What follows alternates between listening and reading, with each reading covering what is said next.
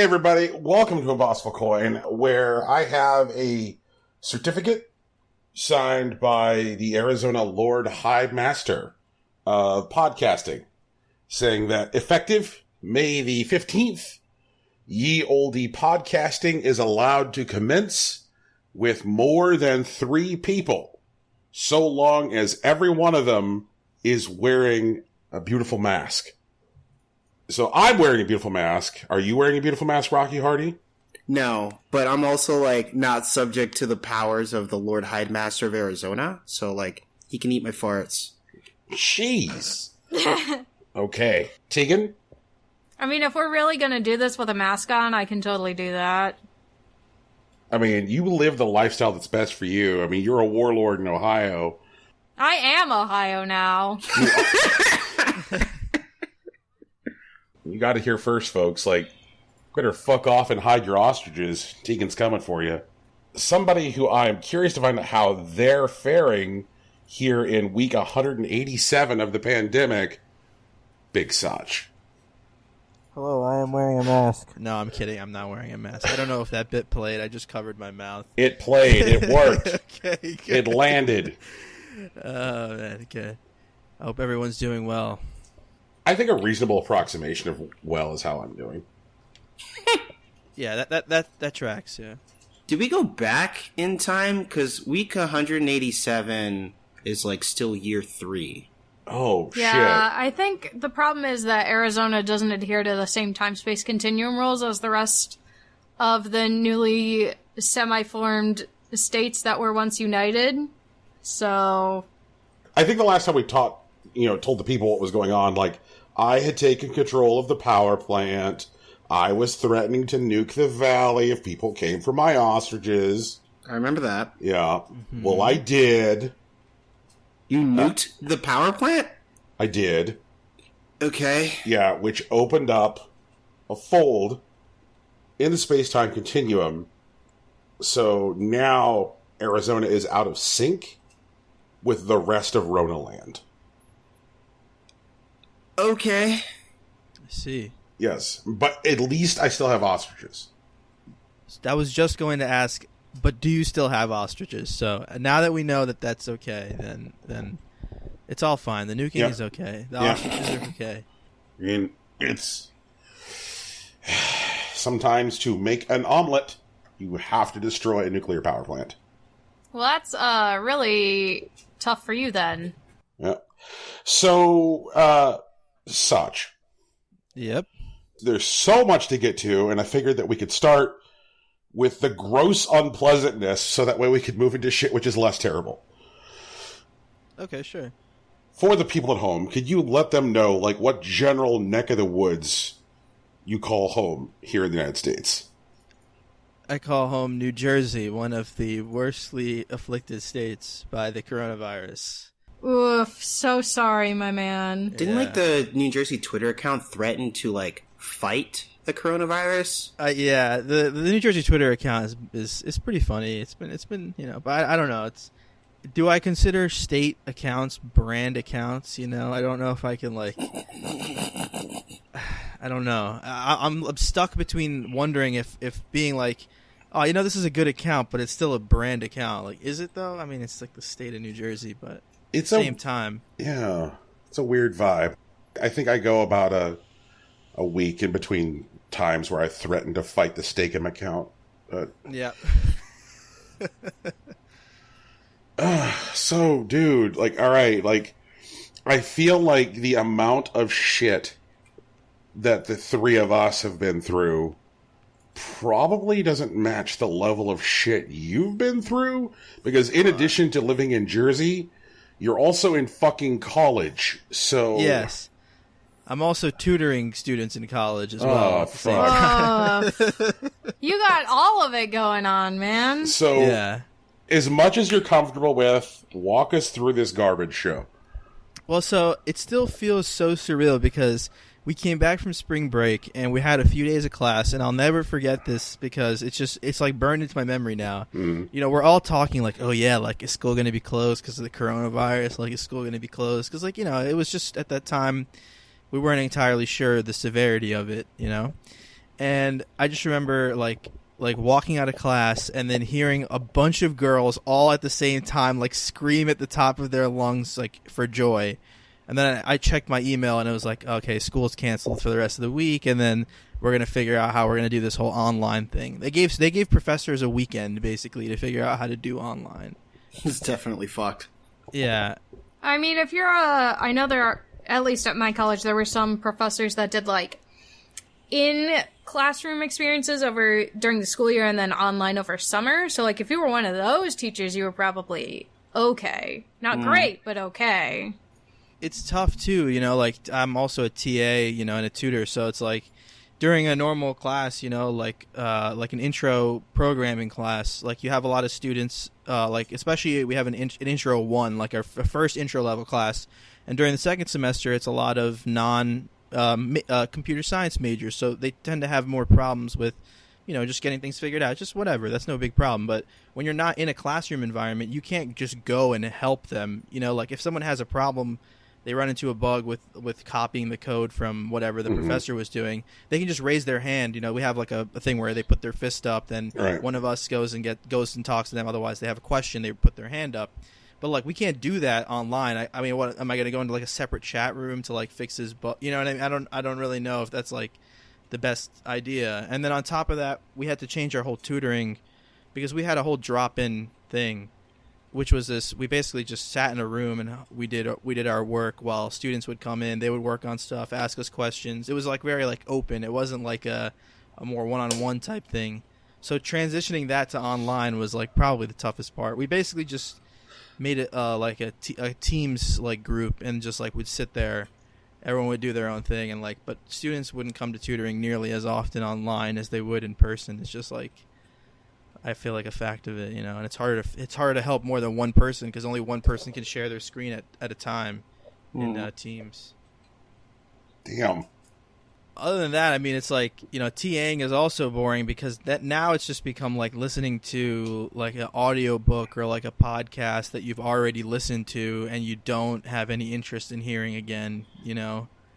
And it's just like you're just listening to the same thing that you've already heard before because the people in the class aren't really listening and they're not really asking questions. I mean, why? I wouldn't really blame them because it's, yeah, it's been odd.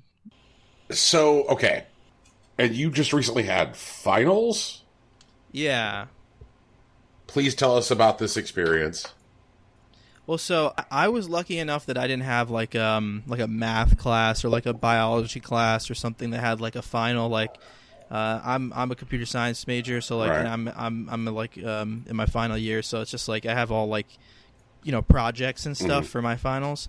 But I know people who they have this software they have to download onto their computer where it's like it basically monitors the entire room, all of the programs on your computer, so you can't have other browsers open, other tabs, you can't be getting up from your chair, you can't be doing things like that. Like people were saying they were sitting in their kitchen and like since like someone was in the background, they got like in trouble for that. Like you can't have people coming in the background, e-cigarettes, like anything, like it's automatically like they consider it like, you know, you get like a violation or whatever, and it's like all through the camera. It's just like automatically picked up. It's crazy. I'm thankful I didn't have to do anything like that, man. But I mean, it was a lot of presentations over Teams. Like, you know, that was the main thing that I had to do. Lots of presentations over Teams, which is just like, I feel like that's what a lot of people are doing these days. Presentations over Zoom or Teams or Google, you know. It's weird because like everybody seems to like, depending on, you know, where they are professionally or socially, be stuck with like a different large chat app with like meeting functionality. Yeah. So you have like the Zoom tribe, the Teams tribe, the Google Hangouts tribe. And I saw like this week Facebook was like, hey, did you know you can just open a video chat and just have people wander in and out like assholes? Like, oh my god. Yeah, I'm like, oh good. I'm like, I'm so glad that Facebook can get even better. And by better, you definitely mean worse. Yes. Yes. Yeah.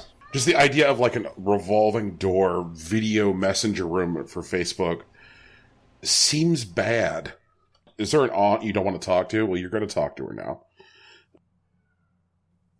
But like these, for the most part, have not been my experience. since like my employer uses a proprietary meeting and video chat app, which they built from the ground up themselves and now license out to other companies who choose to use it. And like none of the conversation I've seen around like meeting apps has included conversation about Amazon Chime. And I could say, like, thankfully, a lot of the things that I've seen people talking about don't seem to be an issue with Chime. Like, there's less, people leaving video on when they didn't know the video was on, so that way they're screaming at their children in front of everybody. Like, less of that. So, outside of the tutoring, outside of the weird listening to lectures over and over again at TAing, all right, your personal life, day to day, like, are you still going out and getting groceries? How you living, man? Yeah, so my dad and I have been the main, like, grocery point men for the family, So it's been, like, getting groceries, getting the Mother's Day card when that was happening, doing all that stuff. I usually tend to do that kind of stuff.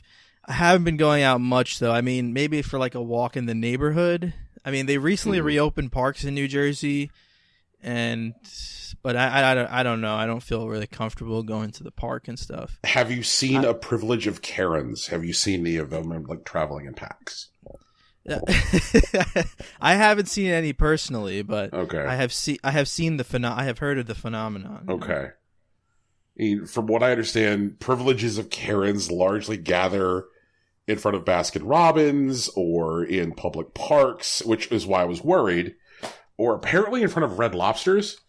That development happened this week. Yeah, there are a lot of all of those things in New Jersey. So, I mean, I bet there's a lot of privileges of Karens sitting around, or rather standing around complaining. Yeah. I mean, otherwise, it's been extremely boring because I've just been applying for jobs. I've been like doing research still while I'm applying. Like I basically just been like, I'll just do research until I get a job. But on top of that, it's just been the same every single day. There's no change.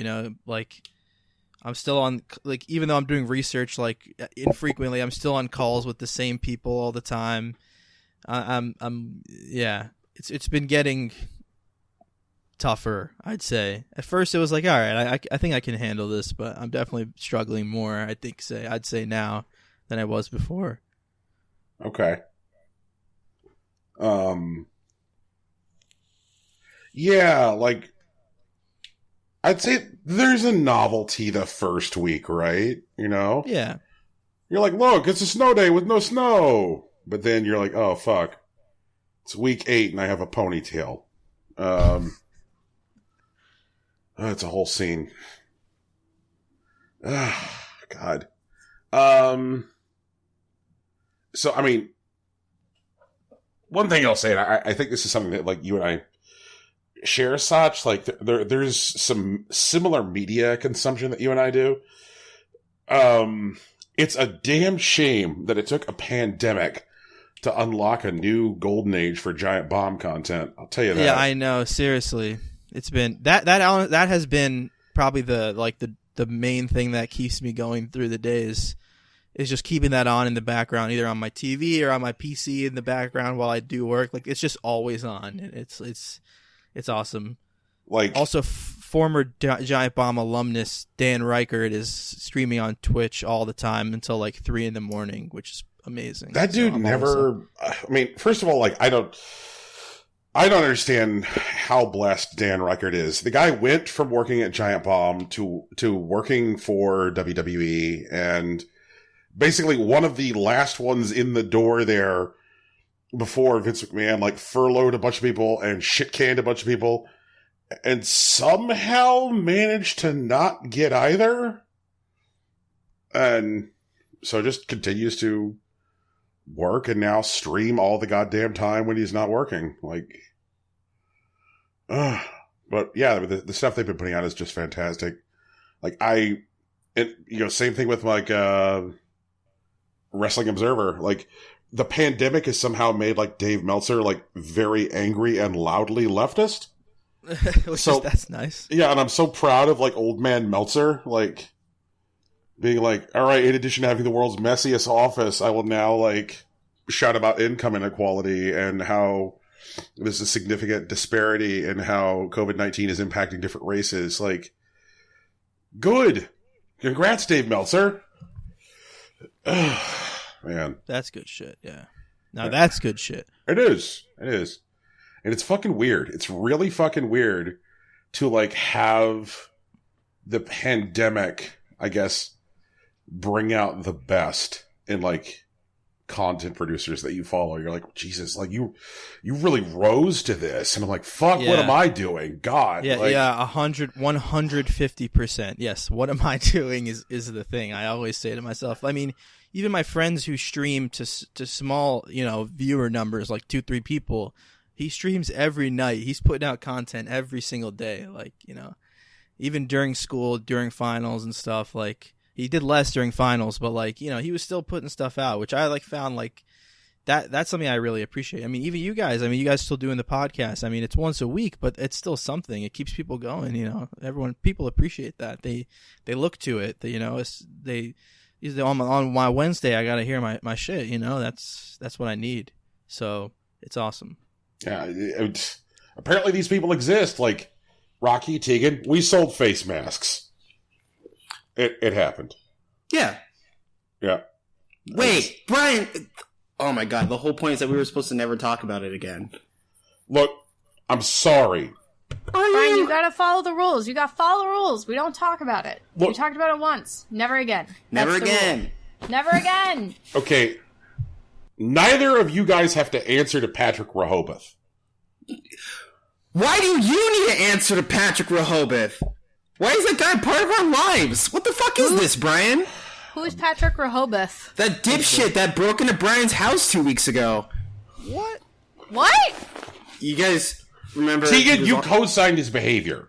I did. Oh, that's right, I did. That's right. That did happen. You also pretended Brian didn't exist. I did pretend Brian didn't exist. You're right. Yeah. That was funny. You were all about Patrick Rehoboth. You're like, bring it on. This is the world we live in now. And all I know is that Rehoboth came by and he's like, look, are you familiar with the short story The Monkey's Paw? And I said, yeah, some. And he said, good enough. I can make sure people buy face masks. You cut a deal with Patrick Rehoboth? I'm sorry. Brian! I wanted to sell face masks. Well, that's your own fault then at this point. Look, I need the bells. Oh my God, You Brian! don't need the bells, just sell your Brian. fucking turnips! I swear to God. No, guys, I'm actually really good on bells right now.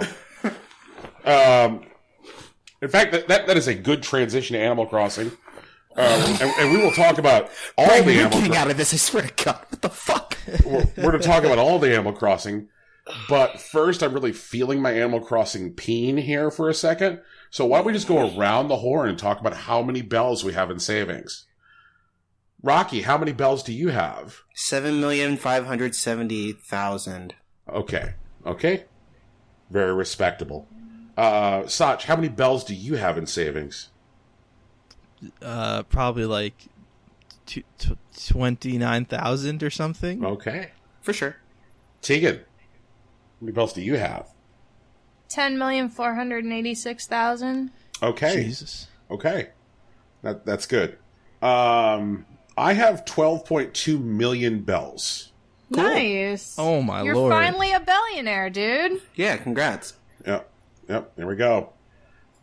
Hit me 3-star island this morning before the pod. Ooh, nice. Yep. So, Ooh, so you should get KK tomorrow then. so it's not just KK on Saturdays now. I mean, if you just hit 3-star, then KK comes like a day or two after you. Yeah, hit he 3-star. comes the next. He'll come the next day, and then from that point on, every Saturday he'll be there. Yeah, Where does he perform? he right performs in the town in center. Your fucking town center, and it's a pain in the ass to walk around him to get into your town building that day. Mm-hmm. Mm. And there's little stools for you to sit on and shit. Good stuff. And it's very apparent that like what your town wants in order to get that 3-star rating is build some fucking inclines. Just build those inclines and do not depend on your villagers to contribute shit to that gyroid. You know, it is on you. So, I think through our conversations, we've confirmed a couple of ways of doing it. Like, hitting the 10 villagers also really helps. And, like, but Tegan didn't need 10 villagers. She did it with 9. Yeah, I'm at 9 as well. Okay. I hit 10 before hitting 3 stars, but I grinded it out. I basically just got the 10 villagers I could first. So I think it's just like decoration around the island, like the amount of stuff that's just populating, and I guess houses count more than plots. So I guess inclines would help, but like I guess like most of my stuff was just like Nook Mile decorations and stuff. I didn't have an incline when I but then they said like I would put a lot of stuff out, and then Isabel would say like, "Hey, you have too much stuff lying around on the island. Like maybe you should pick some of that up." Yeah, mine has mostly been flowers. Like I've got 2 sets of stairs, 2 bridges, and other than that, it's all flowers. Because I used to basically just put everything I got like down somewhere. I would make a little like thing. And, like, she would say, like, you have just way too much stuff, like, just lying around. Maybe, like, pick some of that up and sell it off if you don't want to, like, keep it in your storage. I'm like, no, I wanted to put it outside. What's your problem? Damn. Yeah. Oh, man. All right. I hadn't seen that message before. I got the, you know, when Isabel reads the feedback card, I got the feedback card, which is obviously from Gulliver. And I continue to contend that, like, Gulliver is just a homeless bird that feels shame. There is no boat.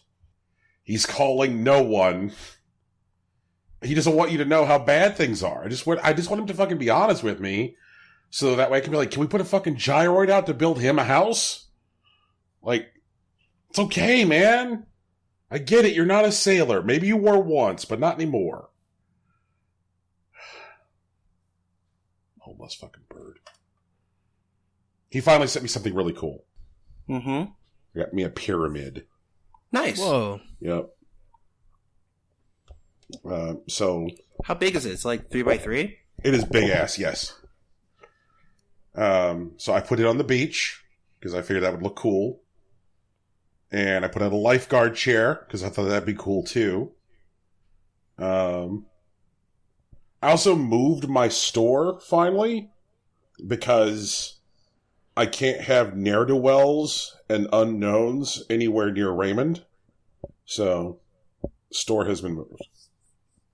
Yeah, that's not weird. Yeah, you've got, like, real merchandise there with Raymond. Yeah. Oh, God. We are, like, 2 sentences away from, like, villager trading, and I don't like it. I want Raymond. It's not happening. I know it's not happening, but should it happen? When you finally give up on it, I'll take him.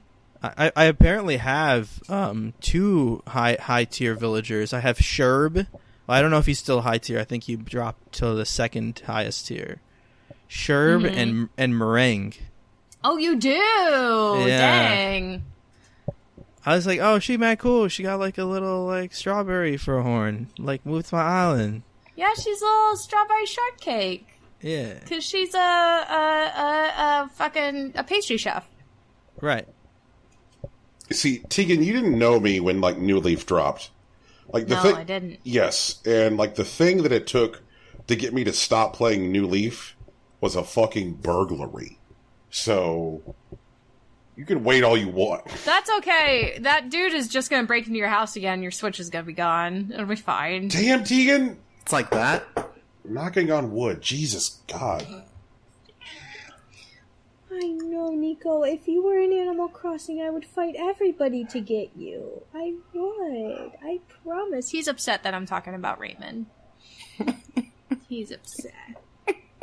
He's jealous of Raymond because he knows he would be Raymond.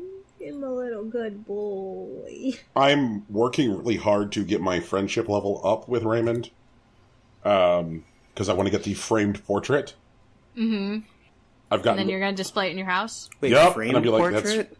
Yeah, you get pictures of everybody, remember? When your friendship's really high?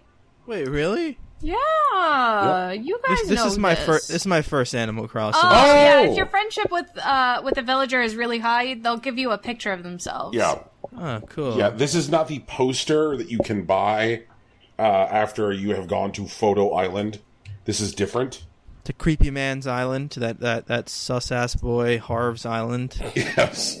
The framed photo is different because in order to get the framed photo, you have to have maxed out your friendship with a villager, at which point they will give this to you. And, like, I've got 3 villagers on my island at this point who I think I'm pretty close to maxing. Raymond being one of them. He like runs up to me every day. He gives me a present every day. I give him a present every day. That's the whole thing. So like him and Marcy and Keaton seem to just there at the finish line. We'll see. We'll see. So what's going on in Animal Crossing for all y'all? Not a lot. I mean, I'm transitioning my diner to a cafe, because I got the cafe wallpaper from Sahara. But outside of that, I haven't been playing that much Animal Crossing this week. Okay. Yeah, I've kind of fallen off of Animal Crossing, but like I check in every couple days. Basically, my girlfriend and I were going on a lot of dates in Animal Crossing at the beginning of the pandemic when we first got Animal Crossing, so that was fun. It's like the first game she ever really got into that went ever since I got her the Switch last year, so that was like a lot of fun. But I think over time I've been playing other games more. It's not even that like I don't even think there's anything wrong with the game. It's just like it's more of a personal like I come back every now and then. I need to say hi to my villagers because like when I see them sad, if like I see them like I'm thinking about leaving, I get really sad. I feel like terrible. I'm like no, I'm so sorry I wasn't here. Like I should really check in more often. Yeah, like I'm never really wild about like villagers leaving, which is like I know part of the whole intrinsic experience, but like I always feel weird about it. So like even if there's a villager who I don't particularly like at all, I'm like, yeah, you suck. You should definitely stay. Yep. It's great. Rocky Tegan, do either of you have that reaction, or do you just tell weird villagers to fucking go? I don't really have the weird villagers. Like, Vesta asked to leave again this week. And Vesta was one of my original 10, and then she left, and then I met her on another island. And she didn't remember me, but I invited her to come back anyways. And now she's leaving again. I think I'm actually just going to let her go. Wild. I think it's time. Yeah. Yeah, I kind of let them go when they want to go. Okay. It's a good way to, like, cycle in and out of villagers. I just want to meet a lot of villagers who I haven't met before. That's that's my main goal. So as long as you're a villager I have not had in another island or another city or whatever before, like, I want to check you out. There's like so many damn villagers. It's kind of crazy. Yeah, I know. That's why I want to meet a bunch of them. Can't meet a bunch if I get the same 15 every time, you know? Mm. Do you know how often... All right. This is a little under the hood shit for Animal Crossing. Because I know that even if all of your villagers are happy, that the game will populate the random event every so often a villager considers leaving. And they're happy, meaning that, like, when you're like, no, stay, my dude, it just goes away, and then, like, nobody talks about leaving again for a long time. Do you guys know how often it populates the, like, what is the minimum occurrence of that event? Like, how often, like, if everybody's happy, will an animal say, like, I gotta go? I think it's supposed to be every, like, 2 or 3 weeks. Yeah, I was gonna say I thought it was 2 weeks. Yeah. Like, Puck just recently asked to leave, and I was like, at 2, Puck? And just, like, no, stay, you weird fat penguin. Just, you're good. stay here. I moved his house. I've finally got around to the business of building the neighborhood. Like when I was started, I was like spreading the houses around the island. I was like, I want a neighborhood, so that way I can like build large, elaborate bullshit displays. And I think the thing which gives me the most shame is, those island tour videos I hate? Mm-hmm. Yeah. I'm watching them for ideas now, which makes me worse. Makes me a bad person. Why does it make you a bad person? I still Brian hates these people. I hate these people and I hate these videos, and now I'm like, just fucking let me mainline this shit I hate.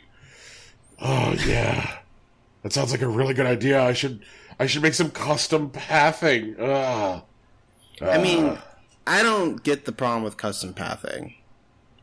Like, I mean, maybe like that first one. What's the beef? There's this whole genre of YouTube video, Animal Crossing island tours. Right. Yeah, I know. And those like TV shows where like it's like HGTV. Yeah, I know exactly what you mean. It's like or it's just it's like these fucking white people being like, check out this open kitchen concept, like that, but in Animal Crossing. That. I like it. I think it's neat. You like open kitchen concepts? No, I like being nosy and seeing the insides of different people's houses. I know. It's apparently not your cat agrees too. Yeah, so. he also enjoys seeing the interior of people's houses. It's fun.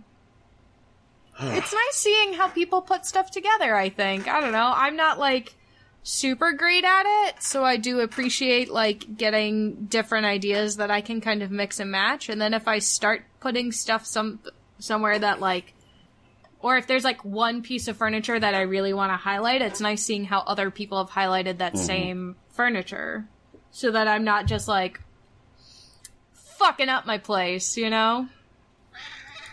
Like, the stuff I find more interesting is like much more like weirdly nuts and bolts.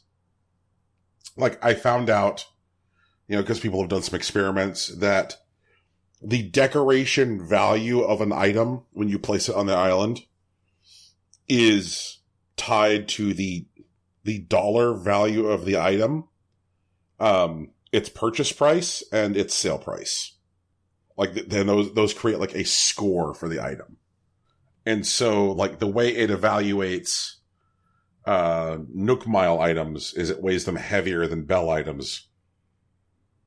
And maybe the reason you see so many islands with fucking Godzilla is because Godzilla is a 5,000 Nook Mile item. But you know what else is a 5,000 Nook Mile item? Is just a regular-ass pool. And I was like, oh, so if I just get a regular-ass pool and put a regular-ass pool by my house, that'll crank the value of my island that much more without having me to figure out, like, what the fuck to do with Godzilla. So I did that. But I am kind of curious because Rocky and Sach said they've been playing other video games. Yeah. Like, what? Like Ratchet and Clank, up your arsenal. For sure. Excellent. That's what I've been playing. That sounds great. So I've been trying to learn how to speedrun it, because speedrunning Ratchet and Clank is like some of the craziest stuff I've encountered. It's got really high level tech where it's like all these crazy inputs, and like I'm just learning the movement tech. Like just learning the movement tech itself takes hours and hours, which is crazy. Mm-hmm. Like there's all this stuff. There's like neutral jumps. There's like falling neutral long jumps. There's infinite jumps. There's like Tiragai's infinite jumps. There's wrench, slope intercept jumps. There's like all this stuff, and they have all these weird like terms for everything. Like, hey, you just got to proxy over this, and then you do a wrench SI on this, and then IJ over that, and you'll be good. It's like it's crazy. Oh man, we here at Impossible Coin wholeheartedly endorse speedrunning. Like this is noble work you've undertaken. It's fun, I did a little bit of Jak and Daxter, the original. Did a couple runs of that for fun. It's just like a fun time to like go back to games that I loved, especially because like last year I kind of found PS2 games that like speedruns of PS2 games that I really like Ratchet and Clank and Jack and Daxter, like games that were really impactful to me growing up. And like, you know, because I feel like speedrunning for me was always like, oh, I guess I always thought about like older games and like newer games. I never really thought about like that middle chapter there. I just didn't even think about it. And seeing it is just like, it brings me back to that place. Just like, even like, just learning some movement tech and replaying the game to completion and being able to do it quickly, and then like slowly learning more and more of the like strats and like putting them into play. That's a really fun thing to do. Just like playing the game over and over again. Like that's one of the best things I heard on a stream, was just like or like on like a tutorial, was like, yeah, just like learn some of the tech, and as you go through, like just learn as much as you can and beat the game, because the more you beat the game, the more feel you have for just everything that's going to happen. So yeah, I mean, I've already beat the game a bunch of times before now, but now that I'm older, it's been a long time since then. So has it just been the descent into speedrunning, or has there been other stuff? There's a couple other things. I mean, I was playing some MLB The Show, even though I don't watch baseball. But I was watching John Boy's Dorktown on YouTube. I don't know if you guys have ever seen Dorktown, but it's a very, very excellent YouTube series about different sports stuff. They did a 6-part series on the Seattle Mariners, which is just absolutely bonkers, just the history of the team, going all the way back to like how it started, how Seattle got its first baseball stadium, you know, how it was destroyed by an arsonist, and that basically set the path for the Seattle Mariners and into what they became. It was just like a really fascinating. Anyway, so it got me feeling like, man, I used to like baseball when I was a kid. Like, I kind of want to play a baseball game. So I played a baseball game for a while, but that also went by the wayside, because a baseball game is kind of just as boring as like real baseball. Like, I was playing the like career mode, which is fun when you just play as one person, you know. I named my guy Kazuchika Okada. Brian, you'd get that one because the last name Okada was in the game for like the announcer. So, you know, like, okay, cool. That'll be fun. And it's fun to like just play as one person. You know, you hit the ball once every now and then, you know, you catch the ball here and there or whatever. But when you try to actually play a full game of it, it's so boring. Oh my God. I have never been more bored of, like, usually the complaint I have about sports games is that they're not boring. They, even modern sports games, a lot of times sometimes they control poorly, or they have this weird stilted movement like NHL, or, you know, Madden's fine, things like that. But, you know, there are other concerns. Not that like it's just boring. Like it's just a boring game. Like it's just baseball is a boring game, less than like the show itself is a boring game. Right. You know? Right. Because I think whenever I get into gaming ruts, my first thing I do is go to sports games, because I play a lot of 2K, NBA 2K, which is like my number one go-to when I don't know what to play video game. I miss basketball a lot too. I really... Okay, so some years ago, there was a version of NBA 2K where the story mode was directed by Spike Lee. Yes, that was 2014, I think. And it had fucking ghosts and... Yep, yeah. Oh my God. And that was the year, because I remember hearing Alex Navarro talk about this. Right, yeah. And I was like, holy shit. This, yes. And so I went and I bought it. And discovered that, like, basketball video games had become so impenetrable since the last time I had touched one. Yeah. That, like, I might as well have, like, picked up the controller with, like, weird wooden nubs and just been like, like, they're like, quick, do this. And I went into, like, the practice area, and I couldn't even figure out what to... And I'm like, fuck it! Just went right back to the GameStop, and I'm like, hey, guys, give me $5 for this now. Like, yeah. It's interesting, the history of basketball games, like the weird storied history of how like 2K was around for all of the mid 2000s, but NBA Live was really what anyone played, because 2K was such a hard simulation of the game, because it had the stick thing where you would use the stick to shoot. It was the original one to do that. where it just had this like you're supposed to like match your stick going down and up to the release of the player's shot. So like each player, it's not consistent between players. It should actually be a little bit different between the amount of, based on how quickly the player releases their shot and their form and stuff like that.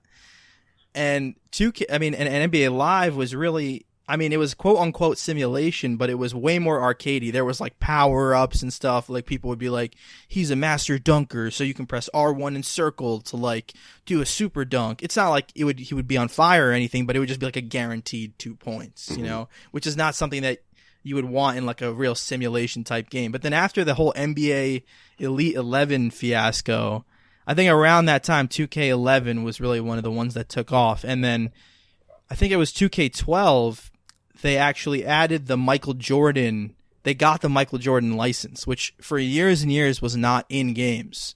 Right. It's a huge thing, right? Because he owns his own license. So even in the 90s, I'm sure you know that he wasn't in video games then, right? Because he owned his own license. Yep. Well, he did do that Legend of the Windy City game for some dumbass reason. Right.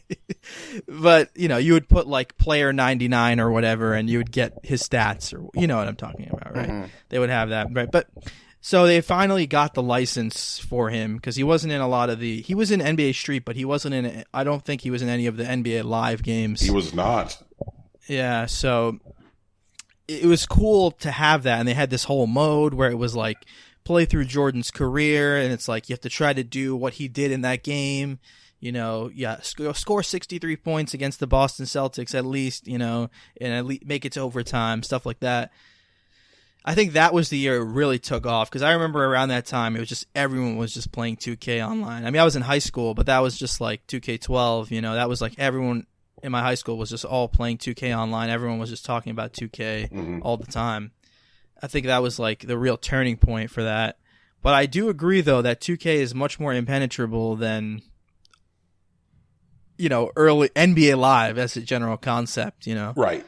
It's become so crazy. Even I had and they add and remove things year by year where they'll be like, okay, this year post moves, you have to press Y to go into the post. This year you hold L2. This year you do this. This year, it's like, it starts to get to be so much. And the My Career mode, like the number of animations you can add, it's like every single type of dribble move, there's an animation you can purchase with virtual coins, Right. There's it's like they nickel and dime you for everything on top of that. It's crazy. And as a point of reference, because there were actually 3 basketball games, like the most recent 3 basketball games I have purchased before my attempt to interact with the Ghost were NBA Live 95, NBA Jam Tournament Edition, and Slam and Jam for the 3DO. So, yeah, no Bill Lambert's Combat Basketball. I said most recent 3. Oh, recent 3. Yeah, sorry. Yeah. So that Slam and Jam nudging Bill Laimbeer out of the most recent 3. Brian, I'm a little hurt that you didn't actually play Charles Barkley Shut Up and Jam Gaiden. Do we call that a basketball game? Yeah. No, it's an RPG, but it's not a basketball simulation game, but it's about basketball. It's about basketball. They have basketball players in it. Okay, that sequel's never going to happen, is it? Oh no, absolutely not. Neither is Yandere Simulator. It was on Fig, right? The Charles Barkley. No, that's a Kickstarter, baby. Oh, that was a Kickstarter. Yeah. So there's really no chance, huh? Yeah, Christ, when did that thing fund? 4 years ago. Was it that recently? The sequel? Man. I think so. That sounds about right, but that's a long time. Mm-hmm. Just double check. Yep, 4 years ago. Call it. Yep. God damn. That's not happening. That is not happening. That's a shame. Okay, yeah. Most recent update on the Kickstarter is called why you haven't heard from us and why the game isn't dead yet. I remember that. Wasn't that 2 years ago? That was in June of 2019. Okay, for sure. I'm looking forward to the phase of the Rona where everybody who has something which is delinquent that they owe people, as far as long-standing commitments, can go, fuck it, guys, I can't. The Rona. I want the Rona to take out 50% of Kickstarters. Be I can't deliver these backpacks with USB charging ports. The Rona. And I want an RPG where I can die during character creation. Do you? Because that game, what was that shitty night game that came out? You guys remember? Jesus Christ. It was hyper-realistic medieval simulator. And you were a shithead knight. But you could die if you went to sleep in the wrong place, or if you rode your horse wrong. Are you talking about that one that came out last year? Yeah. Are you talking about that white people game? Yeah. No, it's not Mordhau, but it's. Are you talking about Kingdom Come? That's the Kingdom one. Come Deliver. That's what you. Yes, that is the white people game. Yep. Yeah, that's the one that Alex played for 1,000 years. Remember? And then he finished it, and I was like, "Are we done with this game finally?" How did he come out of that and not become a white nationalist? Gee, I don't think that's exactly how it works, Brian! It's because Alex is a good man. That's why. So Alex is an uncorruptible good boy. He drinks respect women juice every morning for breakfast. So he just sit down and go gosh, this game has some opinions. I think it was more man, I wish I could figure out how to get this fucking necromancer stop going, we should start the ritual, and then I just turn back and continue on with the rest of the game. Okay, so Sach is speedrunning and discovering that there are some outstanding issues with baseball. Rocky. Yeah. What are you fucking with? I've been playing a lot of Apex lately, because Season 5 just started. And, they introduced a new character, Loba, and she's hot. So, been playing a lot of that. She has a really interesting ability, because, since you're in a Battle Royale game, a really important detail is that you have to drop in and grab some shit and, fight with it. Mm-hmm. Loba has a couple of abilities. One, she has, basically, a warp jump. She, takes off her bracelet and, throws it, and she can teleport to it. But her ultimate basically, scans a pretty large area around, where she, puts down her scepter. And you can basically pull any item that's in that, circle directly from, her scepter. So it's, a great way to just, drop into an area, look at all the shit that's there, and then pull it out. She also has a passive ability that allows her to look into an area, and she can see through walls really valuable items purple rarity or higher, which is also pretty strong. But it's kind of dangerous because if you just walk into an area that has something valuable, but someone else is already going there, you can't see the people, so you might accidentally walk into a fight. And Apex is still a pretty good battle royale. I think it's probably the best at this point. I like it more than Fortnite. But yeah, I've been having fun with that. I'm still playing Unist, just fucking around, learning combos. Right. Replaying Sekiro. I am in the underground... What is it called? It's the thing where the Shichiman warrior is. That optional boss. Yeah, I just got there, and then, I did the fight a couple times, and I forgot that I really should be using Divine Confetti, so I went back and farmed some of those. So I'm going to go back and do that, and then work my way through, the underground river or whatever. Been playing a bit of Monster Hunter, getting ready for Arc-Tempered Namiel, because, that thing's weird. And I'm revisiting the Paper Mario series, but I'll talk about that later. Okay. So, people who listen to this show are familiar with the format. Someone says a thing to Brian that he's never heard of. He Googles it. I am very excited to know that a good third of the discourse about Loba is about the size of the hitbox for her ass. Yeah, like, eat shit or whatever.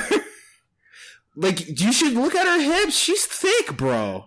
Yeah, so there's all of this, like, Loba's ass talk, and, like, a lot of the Loba's ass talk is people saying, like, her hitbox is not big enough. Like, I clearly shot her ass, and it didn't kill her. Or people being like... Yeah. So there's debate about the ass hitbox. And then there's people being like, yeah, man, Loba's thick. Mommy thick. And time to close the internet forever. Okay, Brian. Also, I'm glad to see that, like, Loba is, like, such obvious cosplay bait. Like, just typing the words Loba cosplay into the Googles has already provided me people who are like, hooray, even in a pandemic, I have assembled a full cosplay of fucking Loba from Apex Legends. So, congrats to you, cosplay community. Mommy thick. May none of your hitboxes get hit by the Rona. I mean, like... all of that was stupid. I know that was on purpose. But, like... Loba's actually pretty cool. I think she's a good addition to the cast, especially since, like, most of the characters are, like, you know, damage focused. Right. It's good to have, like, a new utility champ there. Oh, also, so, like, there have been some reworks for a couple of things. There's a robot, which I think you've played before, Brian, Pathfinder. Like, right. He's really, like, cheerful or whatever, and he has a grappling hook. Right. Before his grappling hook, like, had, like, a 15-second cooldown. So you could safely, like, use it, like, twice per fight. And so, like, imagine you're chasing a Pathfinder, right? You got him, he's alone, and he just zips off someplace. And then, like, he, like, circles around you and kills you anyways. Now, like, they doubled his, the cooldown on that, so he's, like, severely weaker.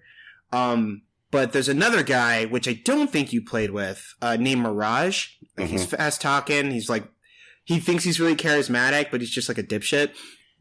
Who has like his abilities that he's able to create a copy of himself. And previously, the copy just kind of walked in a single direction, and that was all that it did. It had no other interaction. Right.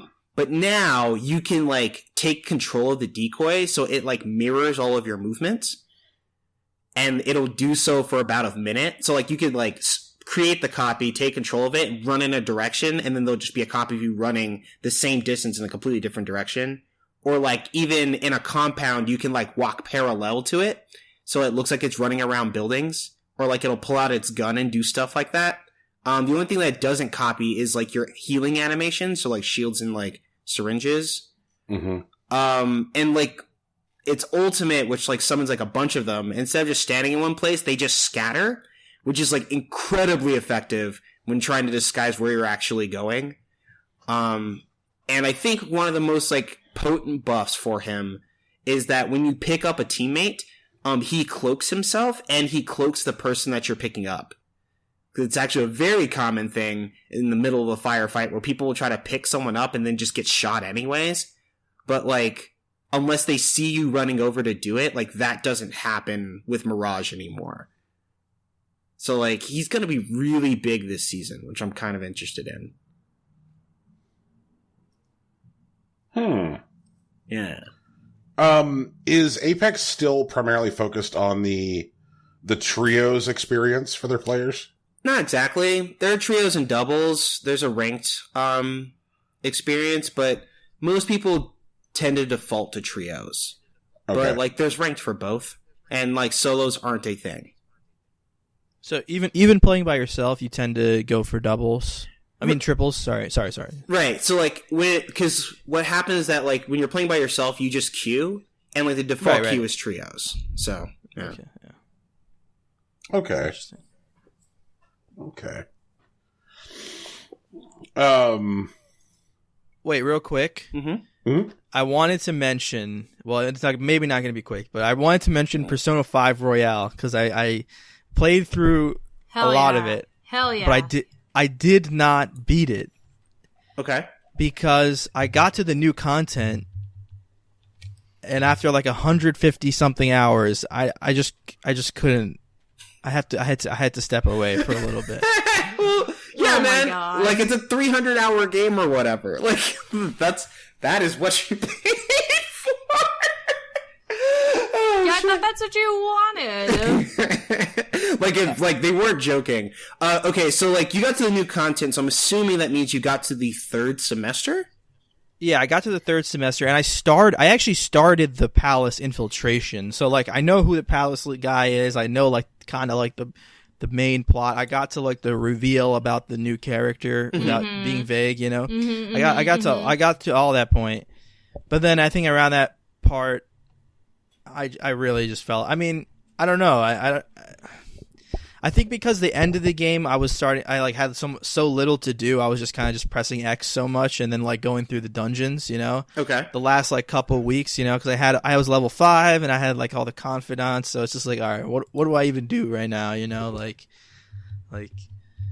And I think a little bit of that time made me lose my, and like so much of the game is exactly the same as Persona 5. I mean, there's very few things I feel like changed.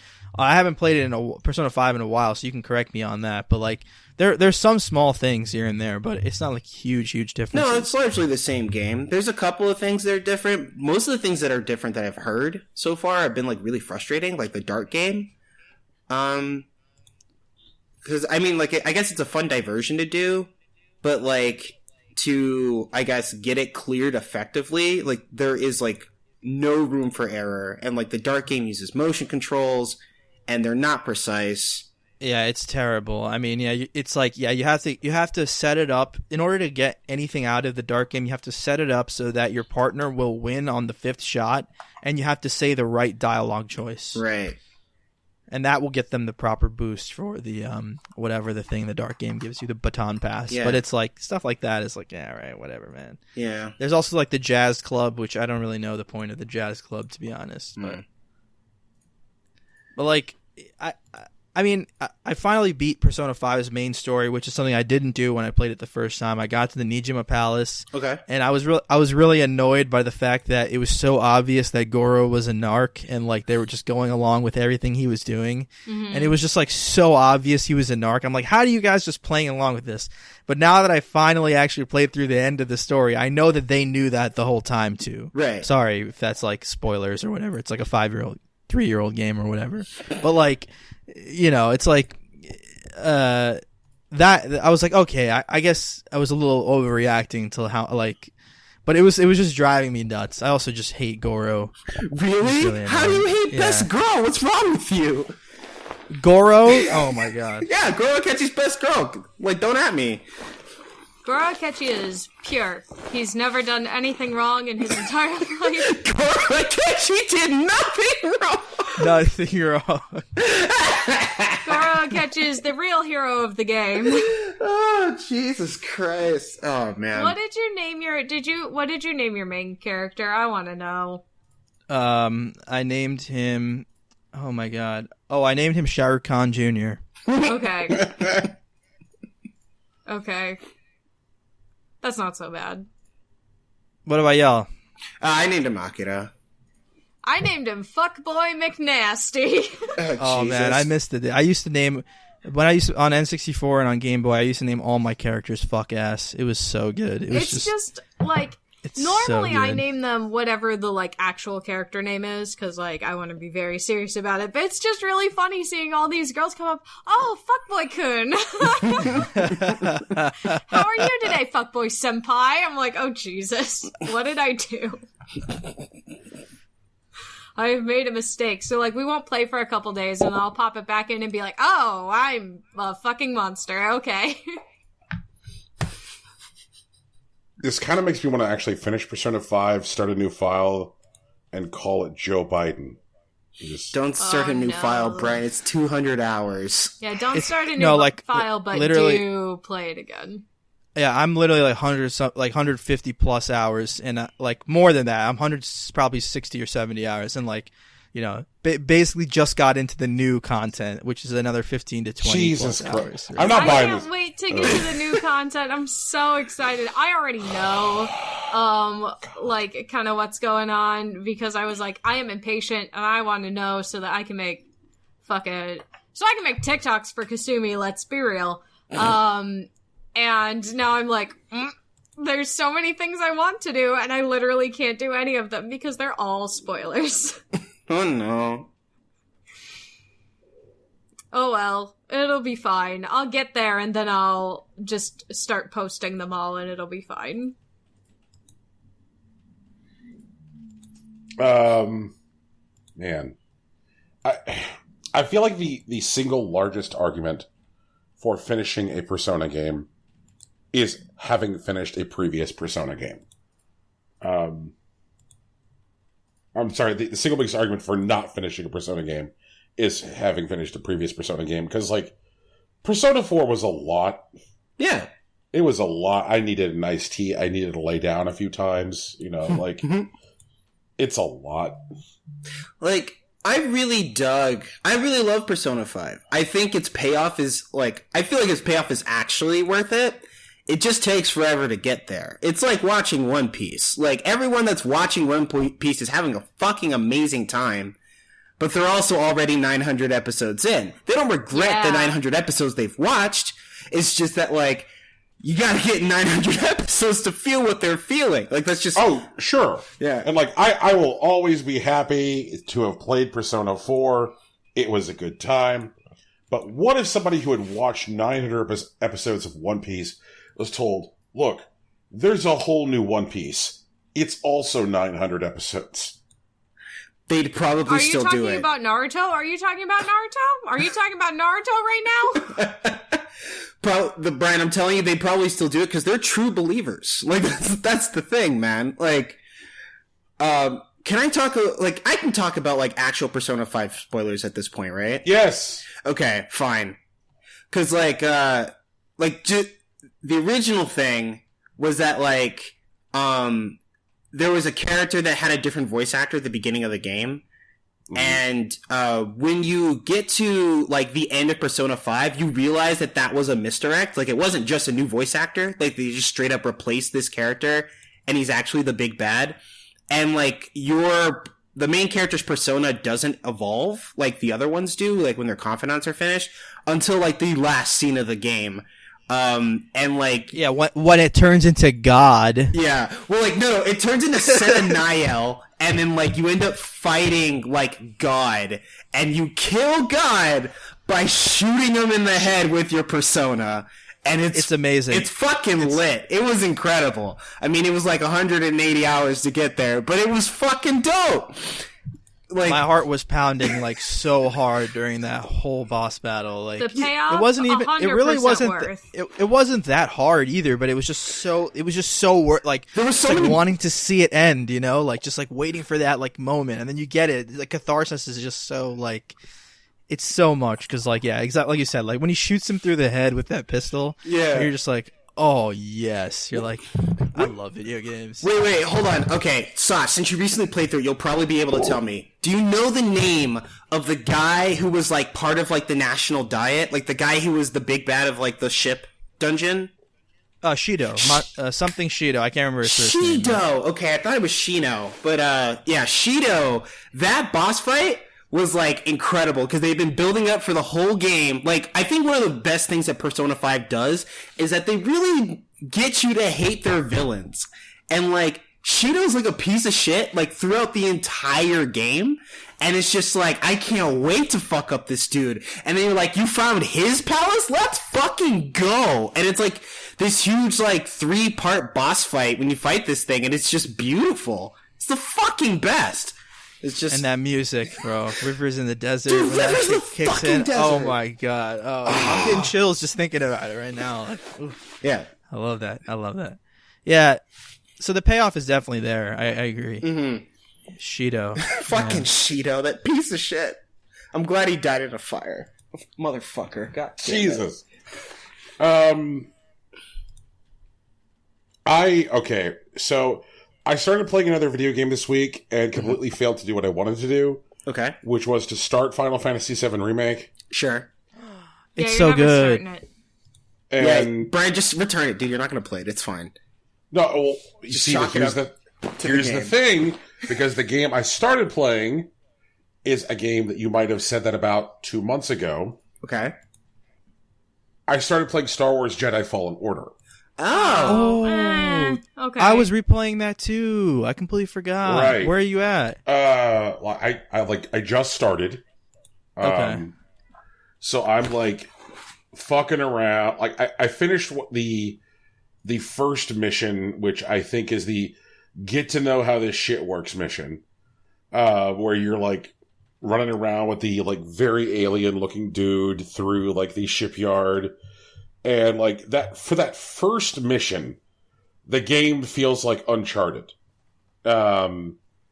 because like you don't yet have any like the meditation points, like you're just like bouncing from like big flashy set piece to big flashy set piece, while your guy who is always facing away from the camera, you know, is like, so whoa, you know, he says whoa as he falls and things like that. You're like, yeah, you're like, okay, this game's Uncharted. And then like you fight the second sister and you escape and you go on the ship with the alien people, and one of them was like, I used to be a Jedi, and I'm like, how does that work? How do you turn in your Jedi card? You just go, nah, man, fucking dumb. Luke did it. Yeah, Luke did it, so obviously, like, anyone can do it now. Wouldn't you just like get married and then like you're done? Yeah, no, because in episode 8, remember, he's that's the whole thing where Rey's like, you've cut yourself off from the Force. I guess there's that, yeah. So, you know, I hook up with the Jedi, and then I got to the planet which has the like large phallus, and she's like, you should head toward the phallus, and I'm like, okay, that tracks. That happens in most like, you know, Western mythopoetics. Head toward the wiener. I then encountered the very cute little tiny robot. Yes. Yep. And fought some like random slug bullshits, and I've discovered these zip lines are Uncharted zip lines. Have meditated a few times and spent a few skill points and said, you know what?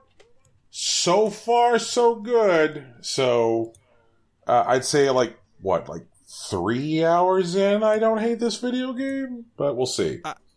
I'd say it's more of a Uncharted Metroidvania with Dark Souls-esque combat than like a quote like a Dark Souls-like game. It's not really like Dark Souls, besides the meditation and kind of the weight of the combat, which is still not nearly as responsive as something like Sekiro, you know, where you have like strict canceling into blocks, really, really good in string. You know, you can be doing like a million combo string and then just, you know, block, you know. Right. Fallen Order doesn't have that same responsiveness and snappiness, but it really is a lot like Uncharted. Like that vibe is going to continue throughout the entire game. I'll definitely say that. Okay, very cool. Like, yeah, if the game can keep on feeling like this, I'm down. Because right now it has a very strong, like Uncharted, like 3-ish vibe, and I'm into it. And there's a lot of Metroidvania elements too, right? Because you'll come back to all these planets when you have like new powers, and you'll like unlock all the places that you ran into. You're like, oh, I can do this now and get to that place or whatever. Right. You know? So who here has done Final Fantasy VII Remake? Me. I played some of it. Okay. I did not. All right. Like, anybody got an hours to beat on this thing? Like, if I want to get in there and It's go, like 30. Okay. 30, about 30. Yeah, And- I think I put 30 hours. I think the save file has hours, but I think it was 30. Okay. And it, like, I know that there is, like, side content to speak of in this game. Like, if I want to get in there and poke around with the side stuff, like, how much is that going to add on to that? It takes 35. an extra hour. It takes an extra like hour or two to do the side the side content is barely it. It's like you run around town. There's 2 or 3 points in the story where it's like here you're in town, you can do like a couple side quests, and I just always did them because they were just right there. And they're never like really, they don't make you do that much, like, you know. Okay. But sometimes they're a little bit towards the end of the game, they get a little more complicated, but I really enjoyed my time with Final Fantasy VII Remake, I'll tell you that. Okay. All right. So, like, because so far I can tell I'm getting along with Jedi Fallen Order. Like I have no hesitation about climbing back in. It also seems to be something which is easy enough to like get in and get out of. Like if I'm sitting there like doing some serious time on my on my island, and I'm like, now I want to mix it up. Like it seems to be easy enough to like turn on the Star War. If I'm trying to figure out how to slot Final Fantasy VII Remake into my life, do I wait to beat the Star War, or do I just get in there and figure out the balance now? I think you can wait because they both occupy similar space where there's long moments of heavy combat sections mixed with moments of story. You know, okay. So like Final Fantasy VII has a lot of story, but it's like when you get there, you'll know. You know, it's like okay, here's a story moment. Let me like, you know, whatever. But a lot of it is there's a lot of just going around doing combat. At least what I found. Did you play the original 7 or? No, that's one of the reasons I'm really interested in it, because like when 7 happened, I was too. When 7 happened, I was primarily doing my gaming on an N64 and a Saturn.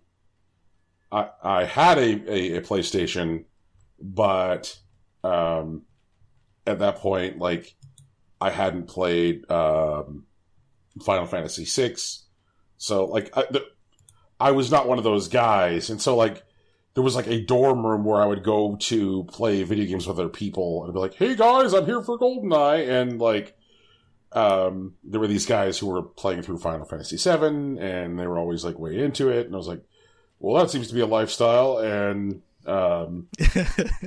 you know, those guys never joined in on GoldenEye, you know, like right, yeah.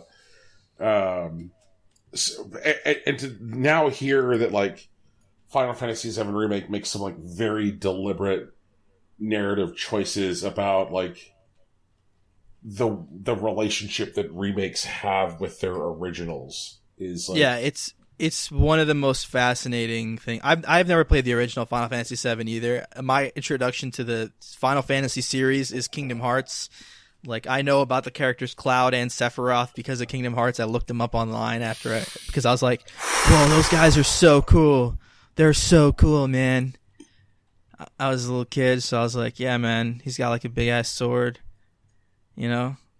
It was only after that I just did a lot of reading. I never like played it. I just didn't have access to Final Fantasy VII. I had a PS2. I could have played it if I had the game, but I just didn't have it. It's not like I could like just order it online, you know. Like, you know, it was a different time. So I was also like 8 years old or whatever. So ignoring the fact that your first introduction to Final Fantasy was Kingdom Hearts, which deeply hurts me. But I do want to comment that Cloud's like visual reimagining in the Kingdom Hearts universe was actually surprisingly good. Right, they gave him all. They kind of it's kind of what he looks like now in the remake, right? Well, like that, but also like, you know, the additional wing and like the rat sword and like the alternate costume. Like, I guess like the body shield, like, or like the breastplate that they gave him is closer to what he looks like now, because originally it was just like a tank top, I think. Yeah, he was just like wearing like it was like a jumpsuit. I mean, I just like I guess Final Fantasy VII came with the remake. I just like loaded it up for 10 minutes. He was like. He's wearing like a jumpsuit, basically. Yeah. With no sleeves. Definitely no sleeves. Cloud doesn't do sleeveless jumpsuit. Sleeveless jumpsuit is the real play right now. Yeah. Okay. All right. So burn through Jedi Fallen Order, then hop in. Yeah. I think that's the move. I mean, I like both of those games. I personally am more of a fan of Final Fantasy VII Remake, even though I'm a huge Star Wars fan. But like, what system are you playing it on? I'm playing it on Xbox One. Okay, how's it running? And it at this point it runs fine. And one of the reasons I wanted to hop in, because I bought the game originally in November of last year, as part of an effort to try and get ready for Game of the Year, and then I failed. And felt slightly vindicated about it with that particular game, because the game was released as like a broken mess on consoles. And and I kept on like reading the occasional stories like Jedi Fallen Order got a major patch. Jedi Fallen Order got a major patch. And then a story came out like a week or two ago where like Jedi Fallen Order got like a really significant patch, where they threw on a whole bunch of stuff, and I'm like, it runs, it's stable on consoles now. They've patched in a bunch of content. Seems like now's the time to jump in. I mean, it runs like shit on my PC, but when it first came out, like they changed, I believe, the responsiveness of the controls as well. They changed the way the player feeds back to the play. They changed the way that the in-game player feeds back to the user's controls. They changed the responsiveness time of that, which I felt a huge difference in that. It made the game way more enjoyable the second time around.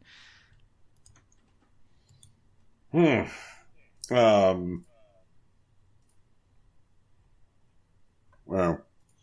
It so far, so like I can tell you that overhead, like the very first thing you get on your skill tree is the overhead swipe, and it feels very like weighty and chunky and satisfying, because like right after you get to the meditation point where you can get that, are immediately some dudes you can use it on, which are like angry like slug dog things, and I was like, all right, I'm going to murder all of you, and it's going to feel good. And it did.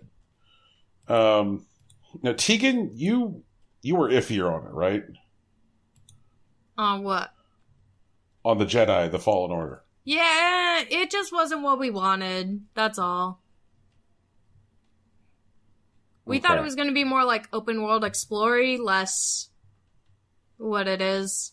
So, less Dark Souls. So, we weren't particularly thrilled. Okay. But that's okay. I mean, to each their own. Okay. We'll probably pick it up again eventually. Now, Tegan, are you playing anything else right now? Nope. So you just continue to, like, just ass deep. See, what happened was, Avatar The Last Airbender came out on Netflix. So that's what I did, but before that I binged a bunch of other anime so that I wouldn't feel bad not watching anything other than Avatar The Last Airbender on Netflix. I also got to watch some of The Crown. That was fun. I had like 2 seconds of Netflix that wasn't my sister using Netflix.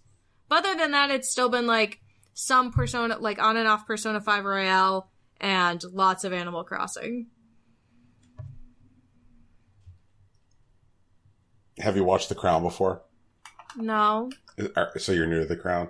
Yeah. Yeah, okay. It's a good time. I mean, it looks like I know what happens. I just haven't gotten to watch it yet. I finally started the Clone Wars TV show. It's pretty good. It seems like there's a lot of it. I've heard excellent things about the Clone Wars TV show.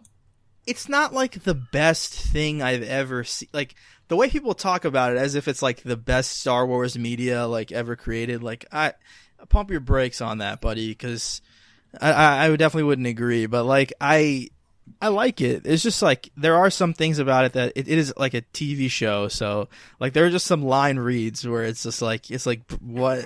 It just like takes me out of the scene. Like there's this one scene where Anakin is like on this really serious planet, and it's really before a really, really great scene. But he just like walks up to like the guy, and the guy's like, he's like, "You won't need your Jedi implement here. We are powerful with the Force. We don't need lightsabers." And then he's like, "You murdered your sister." Like he just says it so like weirdly. "You murdered your sister." Like and it's just like it took me out of the scene. Like I was just like, what? Like. Why do you have to say it like that, dude? Like that's not how he says it, but just like the way he said it, right? It's just like, oh you don't man. just but, go up to people and tell them how they murdered their sister. Rude. But I mean, also the animation on it is amazing. Though, I will say, especially in when they're doing like close up fights, like the animation is like kind of stilted, but in like more of the like kind of pulled out fight scenes where there's a lot of swinging and jumping, like the animation has a really like cool style to it that works really well. But like, I just kind of want to know what happens at the end because like the new season, and it's like apparently it ties in like directly with the Revenge of the Sith. Like there are scenes that take place at the same time, so I think that would be cool. But like, I want to kind of like know what more about the clones that it's about too, besides Ahsoka. So, all right. Do you have enough of it under your belt to have a horse in the Rosario Dawson Ahsoka horse race? Yeah, I see. I could see it. I mean, so she's supposed to play Ahsoka in The Mandalorian, Right. Yeah, I mean, it'd be cool to see her in live action. I mean, I don't really know how it's gonna play though. You know, I know like the Dave Filoni or something like that. Filoni is like the Clone Wars guy. He was I think EP on The Mandalorian, or he directed an episode at least. So it's like I think he's involved with the project in some way. So at least like he'll be there. But I don't know. I mean, if you guys know about Star Wars Rebels, they did some really cool stuff with her in Star Wars Rebels. Like, because in Clone Wars, spoilers, she leaves the Jedi Order. I haven't gotten there, but I just know this happens. She leaves the Jedi Order, and she comes back as, like, not a Jedi, you know? She's, like, fighting, like, someone, you know? And they're like, you know, no match for a Jedi. And she's like, but I'm not a Jedi. And she, like, ignites her lightsabers, and they're, like, silver. She's got like the silver lightsabers, and so because she's like a gray, like not Jedi, but she just like uses the Force and stuff. So that was really cool. I don't know if like, I don't know. I'm worried that they might make it a little too cheap. I finished The Mandalorian recently, and I didn't love it. Oh wow. Huh. Well, I loved the last episode. The last episode was amazing. Okay, don't get me wrong. And there's some really great stuff. The first episode, there's a couple really good episodes, but there's also a couple that just I found it kind of boring and just kind of like, you know, whatever. This is just like, it's like an RPG mission. Like, let's save the like villagers and like. Oh, save the village. All right. When they're like, okay, if you've only got 30 minutes, can you do 7 Samurai? No. Okay. So I guess it's 2. So like, doing, 7 Samurai where it's just like, fuck it. Instead of 7 Samurai, it's just Gina Carano. Like, yeah. I was way into that. Oh, you were? Okay. Yeah. You know, because like the part at the end of that episode where like, like Mando's kind of like looking at the village now that they've saved it, and you know, and he's kind of like mournful, like I could have a life here, like where they got to play it all with like camera shots, and I'm just like, oh, this is some cowboy shit. This is some cowboy shit. I really liked that. I've been following. Definitely. Go ahead. Go ahead. No, go ahead. I was gonna say I've been following the casting news. On Mandalorian season 2 with great interest, because like some of the people are people who are like designed to like make Star Wars nerds like froth at the mouth. Wait, like who? Well, I think Rosario Dawson, like, well, yeah, that's definitely number one because that is pretty awesome. Tamira Morrison. Okay. So the actor who played Jango Fett in Attack of the Clones, will be returning as Boba Fett. So apparently Boba Fett got out the Sarlacc pit. Hey, it was in Legends, okay? Well, now it's canonical. So right, yeah. Now it's canon. Yeah. Michael Biehn. Whoa, okay. Yeah. Timothy Oliphant. Okay. Yeah. Okay. Yeah. And like I'm way on board like Timothy Oliphant. He's, I think, only slightly less kooky than Walton Goggins. Oh, but I love Walton Goggins. Oh, yeah. Like, if they were like, and now announcing Walton Goggins, like, I'd be super stoked. And then Sasha Banks. I'm sorry. You're gonna have to say that one more time for me. I'm gonna run this by you one more time. Sasha Banks is gonna be on The Mandalorian season 2. And oh, hell yeah. And like I've been sitting here trying to figure out where in the Star Wars do you put the boss? Like, I mean, do they make her some kind of alien? I feel like that's the play. That's got to be the play.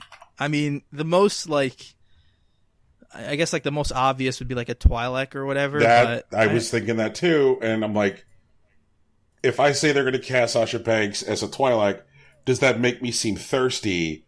That's why I didn't want to say it at first. You see, so because whenever you talk about casting anybody as a Twi'lek, you immediately sound thirsty. Yeah. Yeah. But I'm like, that feels like the play. I don't know. So good for her. I'm glad that somebody will be putting food on her dinner table who is not a 75-year-old Dracula who lives in Connecticut. That's another thing which has been... Yeah, have you been watching wrestling? Yeah, that's what I wanted to kind of talk about, because it's been a pandemic. Wrestling's been weird. How are you dealing with it as a wrestling person? I have been, so one of my students who also became a research student, like working underneath me, she's like super into anime, so I got her into like New Japan. So that's kind of been my wrestling, because I've been like going to old matches and I've been like, ooh, this is such a good one. She'll love the story in this one, you know? So I'll be like, ooh, watch this. And she'll be like, ooh, that's really cool. I like the feeling of like the one. I like how the one guy, like he showed fighting spirit and he like came up and won in the, you know, like stuff like that. Yeah. She doesn't really know the wrestlers. That's probably been my main vector, because I tried to watch Money in the Bank, but I was like busy doing other stuff at the same time. Then I also I've tried to watch AEW a couple times, but the empty arena stuff has just been kind of tough for me to get into, to be honest. So, all right. So I think here's where the Cartwright House is on Dynamite.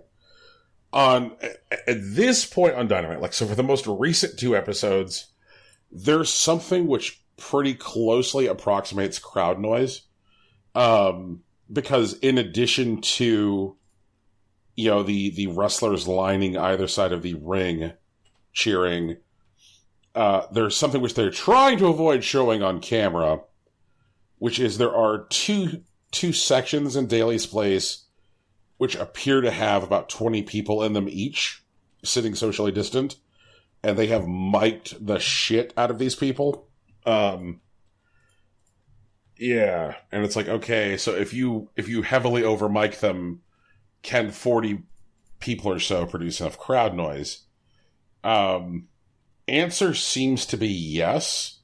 So on one hand, the lizard part of my brain, which wants to watch wrestling, is like, okay, good, this sounds more betterer. But then the part of me, which is like, it's a fucking pandemic, what are you doing, you carny? Thinks that. Like when they had Jake the Snake show up, I'm like, this is an old man. This is not a good idea. This is an A+ bad idea. Right.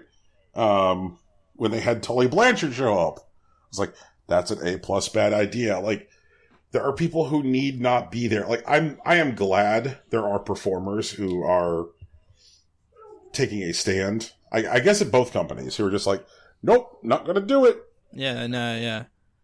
I like that, yeah. Like, guys like Sami Zayn, I mean, even though apparently he's got heat from the company for just being like, nah, I'm staying home. Hangman Page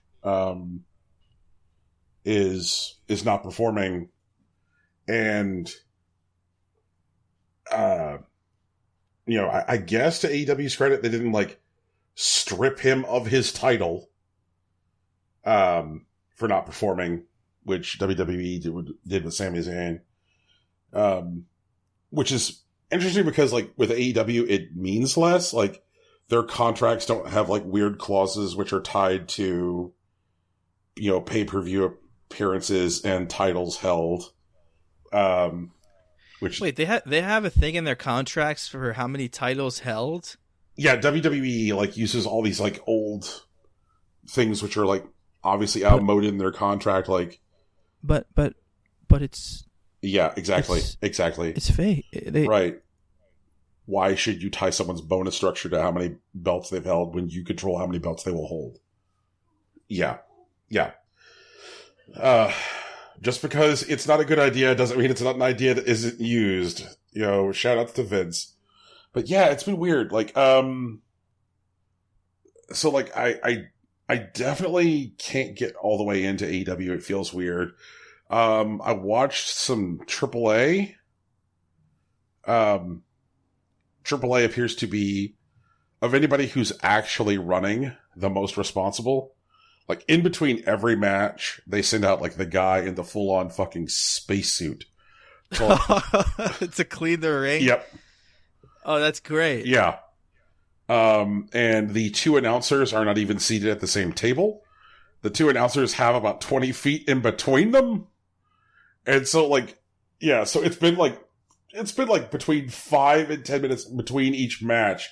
Because they're basically, like, burning down the whole match ring and building a new ring. They're like, yep, disinfect it and kill it with fire. And like, normally lucha shows are, like, really big on, like, tag matches and multi-man matches and all this shit.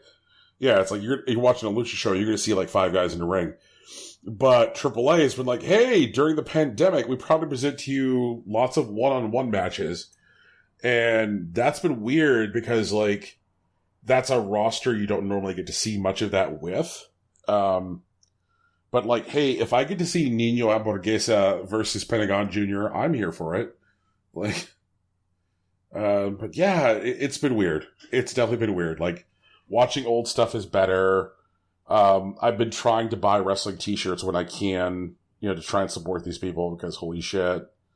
Yeah, it is fucked. Like, I know that strange fucked feeling is starting to, like, creep into other kinds of media. Like, I know that the season finale of The Blacklist aired this week. And I have seen Rocky Ticket, did you see this shit? I don't watch Blacklist. Neither do I. The season finale of How to Get Away with Murder happened, and I only know that because apparently there's been a character who was introduced since I last saw it who's named Tegan, and I was very confused. No, but you guys need to see. Rocky, have you seen this? Seen what?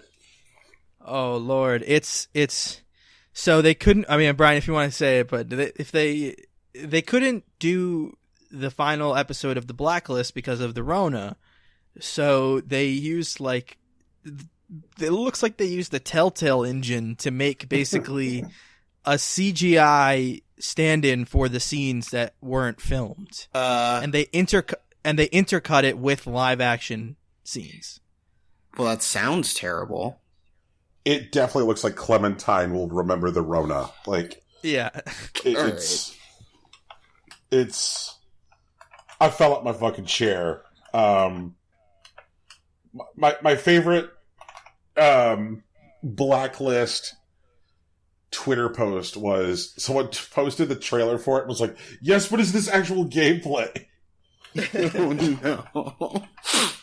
Actual next-gen footage, you know? It's also, like, been weird, too, to, like, have information about the next generation of consoles petering out in this space. Because, like, E3 was already on life support before the Rona. And media cycles work differently than they did in 2013, when we got the last generation of consoles. And so, like, the way information is petering out on, like, the PS5 and the Xbox Series X has been the strangest shit. You know, like, I saw the Unreal demo this week, where Unreal's like, check out the new Unreal Engine. I was like, can I play the game with the flying lady? It kind of looks like Gravity Rush. That's a good time. I don't know. Like, I'm not convinced I'm going to be buying both of these boxes in the fall. No, I'm not convinced I'm going to be buying either, to be honest, as someone who's, looking to get their first job in the I don't see the point really right now. I mean, it doesn't really seem like anything's going to be that much better at the outset. And if they're going to do this cross-play thing or whatever they call it, then why not just stick with what you have until you really see a benefit. Oh yeah, smart delivery. Yeah. Honestly, I think I'm gonna keep an open mind until July when Microsoft does their real presentation. I don't have high hopes for Sony's launch presentation for PS5. Like, I don't expect a lot out of that. Yeah. Sony has been in this weird place for the past year and a half, I feel like, where it's just it seems like they're just so they have their things and they just mention them here and there. Like they have the Tsushima, Ghost of Tsushima, they put that trailer, but it's very few and far between. We don't hear a lot from them on a frequent basis. At least that's my impression. I don't feel like I don't know when the last time this happened that a company experienced a console generation transition at the same time that the company was experiencing a power struggle within their games division. Right. And we've kind of been watching over the last 12 to 18 months when Sony hasn't really been saying much. The occasional news story will pop up and be like, Jim Ryan has killed another one, and just oh, damn, and so it doesn't feel like there has been a singular vision steering the ship at Sony. There isn't a dude, things don't roll up to a single person. Well, I mean, and whether or not there is one, there isn't at least one in the perception of the public, right? And I think that's the most important thing. Yeah.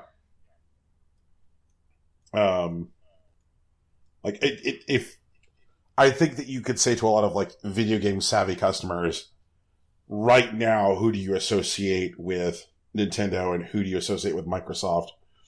And they would likely have an answer. Who do you associate with Nintendo? I'd probably still say Reggie.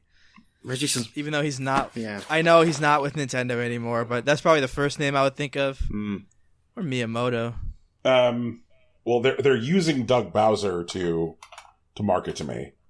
Sure. Yeah. I realize that he is not the guy. Mm-hmm. But God, I guess if we want to talk about who is practically the guy at Nintendo right now, Koizumi is much more close to being the guy, since he was the director on the Switch hardware development project and also the lead producer on Super Mario Odyssey, which seems to be okay, that's a guy who takes an awfully big shit at Nintendo.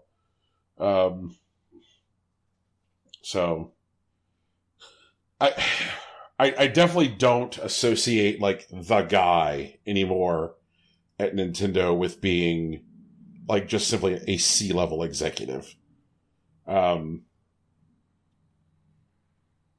It is not a I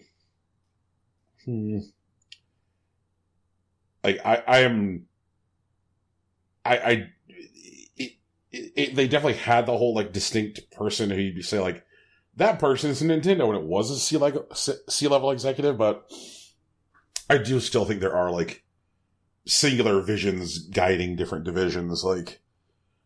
The Switch feels like something that was a very considered piece of hardware, and the original games thus far designed for it by Nintendo appear to have those hardware constraints very much in mind. Like, I don't know how much of that groundwork was laid before Iwata died, but we'll see. Still kind of mad that golf thing doesn't work anymore. Oh yeah, that was so cool. Mm-hmm.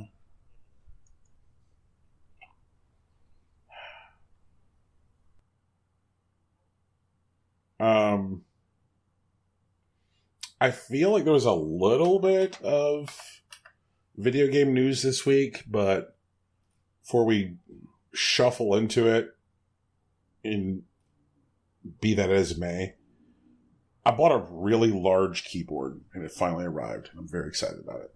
Mm-hmm. I got a... What kind of switches? This is a IBM Model M104 keyboard with brown switches in it. So like 2-part springs on every key. Big chunky keys. And feels just like keyboards I was typing on when I was like 10 or 11 years old. It is a very satisfying feeling.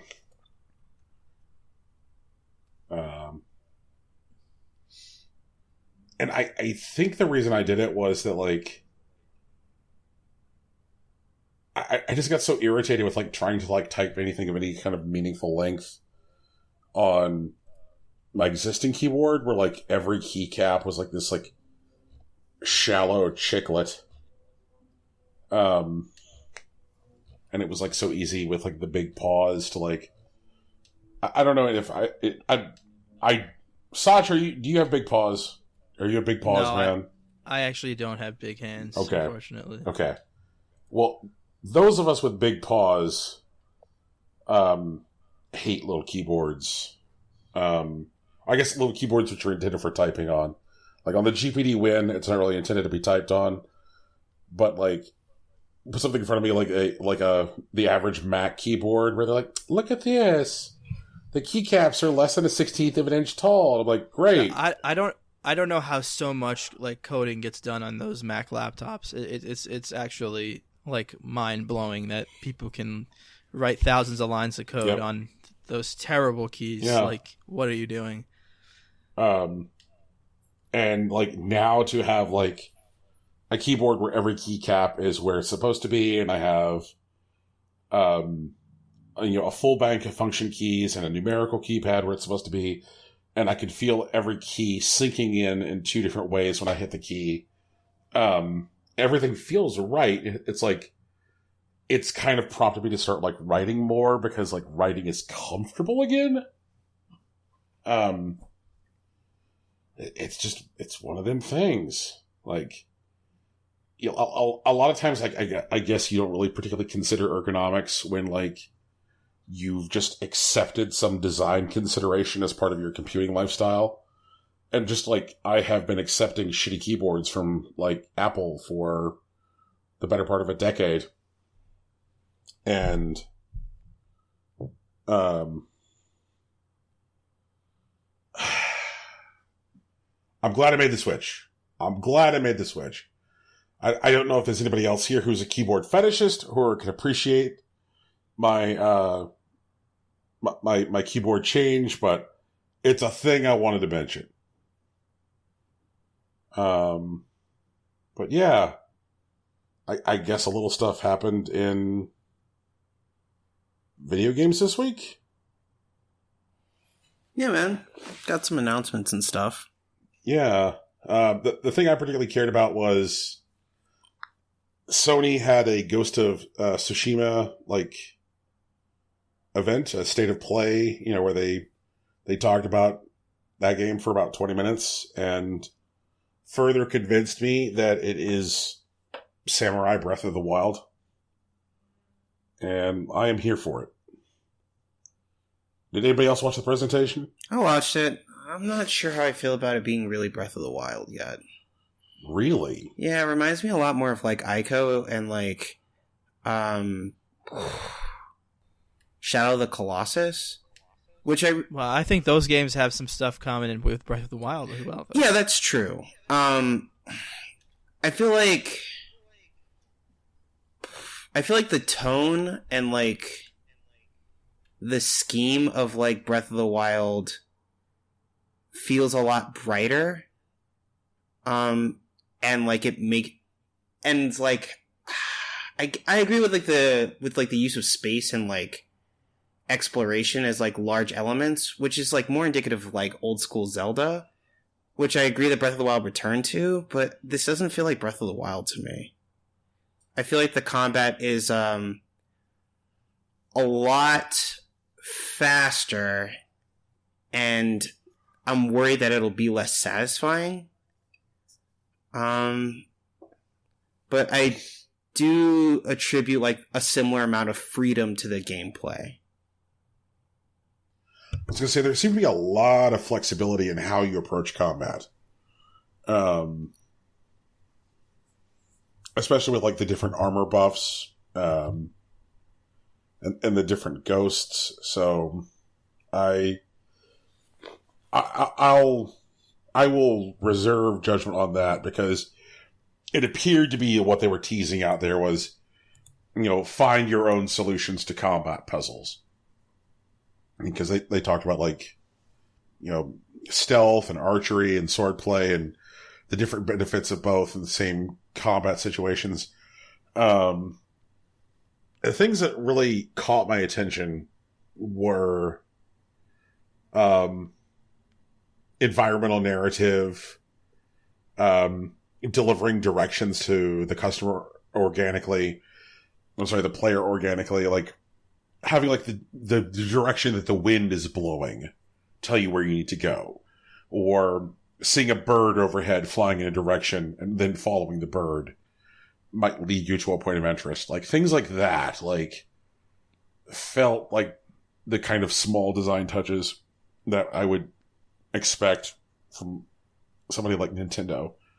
I mean, they gave you the divine wind. That's all that is. That's like a very common Japanese... I don't want to say it's a trope, but like it's a very common Japanese story thread. Right, but I think using that as a means to propel the player forward is something that's like really innovative. I think they use it in Wind Waker too. Mm-hmm.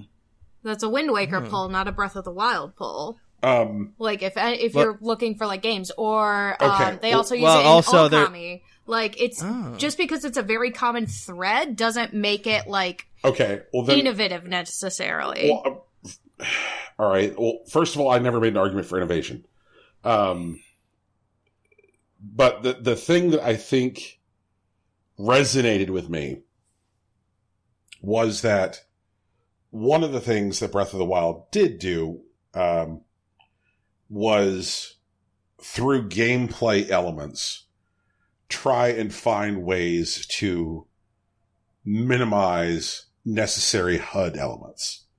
Like, Breath of the Wild conveys a lot of information very, very minimally. Like, there are very, very few things that, like, need to be displayed on screen at any given time as far as, like, HUD elements in Breath of the Wild. Like, it conveys information to the player very, very cleanly.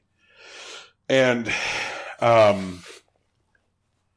this seemed to be, like, looking for that same kind of, like, economy and, like, player communication. Conveying things cleanly to the player so that way you don't need to put a big fucking arrow on screen, or you don't need to have a mini-map. Like, that's the attraction. Like, the idea that, like, you can lead and teach your players in ways that doesn't clog up the real estate of the screen. Which seemed to be a priority. Like, yes, Divine Wind is an older idea, both culturally and in gaming, but, Wind Waker didn't really afford players much choice in the way of, like, things that could be removed from heads-up displays, and the heads-up display was still like very much like one of its time, like a early mid-aughts, like heavy HUD. So like having that didn't serve a benefit to the player for getting that kind of crap off screen. So maybe an older idea, but I feel like the way that they're using it is like relatively contemporary, relatively modern, like getting crap off the screen with it.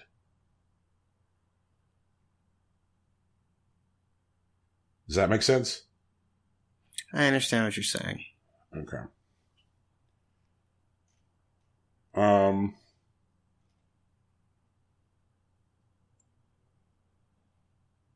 glad that I don't have to hear English language VO for the whole game. That was also a thing that hopped out to me. I mean, I feel like if they hadn't added that as an option, like, what would have been the point of the initial presentation where they actually found, like, a Japanese flute master right to be on the stage? Like, if you're gonna be that like, quote-unquote authentic with it, like, not giving the option to listen to the Japanese VAs is a crime. Also, they pronounced Omamori incorrectly in the entire presentation. It fucking annoyed me. So, but that's me. It was like hearing someone say Naruto all day. Naruto run. Yeah, I'm gonna Naruto run to Area 51 and kill myself. Well, I mean, why are you guys even talking about Naruto? Like, Sasuke is obviously, like, the best character in the show. I just threw up in my mouth. I like the cinema mode. I think that's a really good choice that you're just able to do that. The black and white Kurosawa mode is, that's really cool. That's gonna be good. That'll be, I can see some very nice, like, taking screenshots and, like, video in that mode. Mm-hmm. That'll be good. Make your own AMV in it. No. Let's not bring back AMVs. Let's just skip that. Nope, they're still coming. They're never gonna stop coming. God damn it.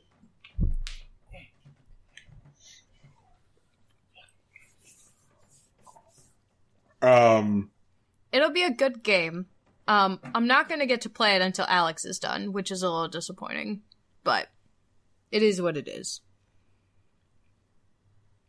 I don't think it's gonna, like, surpass anything on my top 5 list, personally, but, like, that doesn't mean it's not going to make it into my, like, personal top 10. But that's assuming everything handles the way it does in the videos. So, like, we'll see. We'll see how it goes. All right. I am interested in, like, how flexible builds are really going to be. Right. Because from what I can tell, or, like, just by watching it, it looks like shinobi versus, like, samurai combat plays out really differently, and they have very different, like, considerations. And I am a bit concerned that you may actually be pigeonholed into one or the other early in the game. Mm-hmm.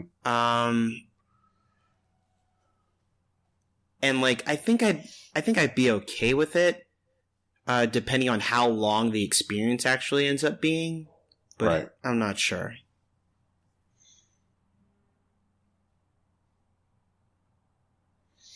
I guess the other thing that really happened in video games this week that I care about is that Devolver said, hey, there's a pandemic. Hey, there's no E3. We're still doing the Devolver Direct. For sure. Yeah. That shit has definitely been the highlight of my E3. What is that, 3 years running now at this point? Yeah, they did 3. They did 3 already. This would be the 4th. Yeah. Yep. And they're like, lol, in these uncertain times, we will still do it. This year I was actually going to take time off to watch all the E3 directs, and like now I'm not going to have to do that because they're all going to be available online. The only one I feel like I'm still going to have to catch live is going to be Devolver, because they're going to do that thing where it's going to like self-destruct after it's done. Yeah. Yeah. Oh. Like, it was after like the initial thing, like they'll do like the skit, you know, with Nina Struthers or whatever. But like the other bits that they did, like for example, like the 3-hour public access like talk show that they did, just like fucking disappeared. Like it was almost like no way to watch it for a while after the presentation. I think someone eventually uploaded it, but once again, it was like 3 hours long, and like that's not like a common like upload length. So like it was pretty weird to like piece together. Yeah. I'm kind of like, so Evo 2020 is canceled. Like they're like Vegas Evo is not a thing that's going to happen because of the Rona. But Joey Queller, Mr. Wizard, announced a new event called Evo Online that's happening this year, where it's just all online tournaments. And that's gonna be weird at the very least. That's gonna really punish like players with bad internet connections. Oh yeah. I honestly hope they ban Wi-Fi. I don't think they will. But like, a couple of things that happened so far is that, one, it's not going to be over a single weekend like Evo normally is. Instead, it's going to be split over the 5 weekends of July. And they have, quote, special exhibitions and content for most of the games that were originally on their list. Dragon Ball FighterZ, Grand Blue Fantasy Versus, Samurai Showdown, Soul Calibur 6, Street Fighter 5 Champion Edition, Tekken 7, and the new Under Night game, which is Under Night In-Birth EXC Late CLR. They added 4 new games as, quote, open tournaments, which is going to be Mortal Kombat 11 Aftermath, Killer Instinct, then Fighting Herds, and Skullgirl Second Encore. And each of those games have 2 things in common. One, they're all created by Western developers, and 2, they all have really good netcode. So that should be nice. There are some people who are trying to get Fantasy Strike on the list. Don't know how that's gonna go, but it's weird that it's gonna be split over 5 weeks, and it's weird that these other games are just being thrown in. But the biggest thing that drew the most attention is that Smash Ultimate's not going to be a part of it. Because Smash Ultimate was set to be the biggest tournament at EVO, and now it's just not going to be part of EVO Online. And a large part of it is that it has historically bad netcode, like probably the worst out of most games that are out there. But definitely the worst of a major fighting game. Yeah, I think I want to say that like Street Fighter V's is close, but like it's Ultimates is definitely worse. But also Evo, like as an organization, has had a really like rough relationship with Nintendo. Like Nintendo sent a cease and desist to Evo when Melee ended up being the charity tournament in 2013. And Ultimate wasn't at EVO Japan in 2019 because Nintendo was still figuring out their tournament thing and they wanted theirs to come out first. Later on it showed up in this year's EVO Japan. But Smash is not going to be there, and there are some people, especially on the Smash side, that were hoping that like EVO would just leave it in, and then it would just be a PR nightmare for Nintendo, and hopefully they'd fix their netcode. And it's unclear why it's gone. Like, there isn't a statement yet. Like, EVO hasn't said, we're the ones that pulled Smash, and Nintendo hasn't said, we told EVO not to put Smash in. But it's definitely, like, a looming question as, like, you know, EVO Online is starting to come together.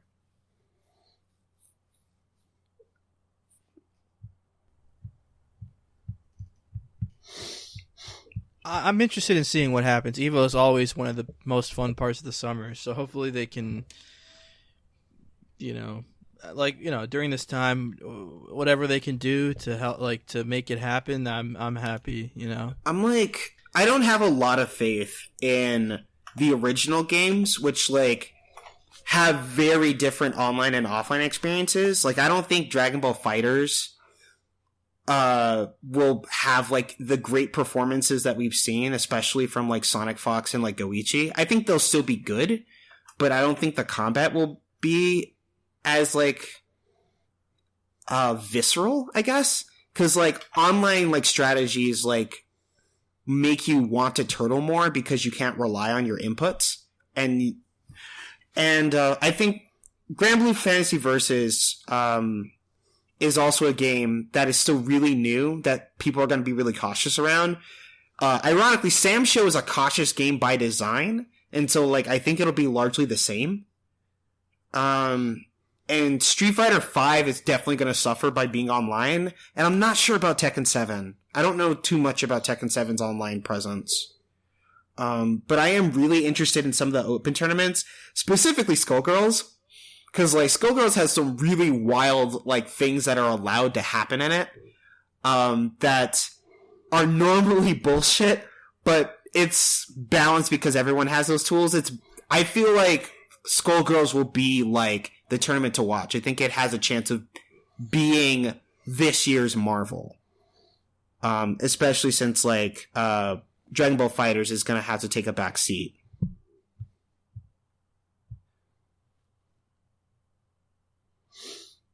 I guess this will be the first Evo in how many years where we don't get a sexual assault?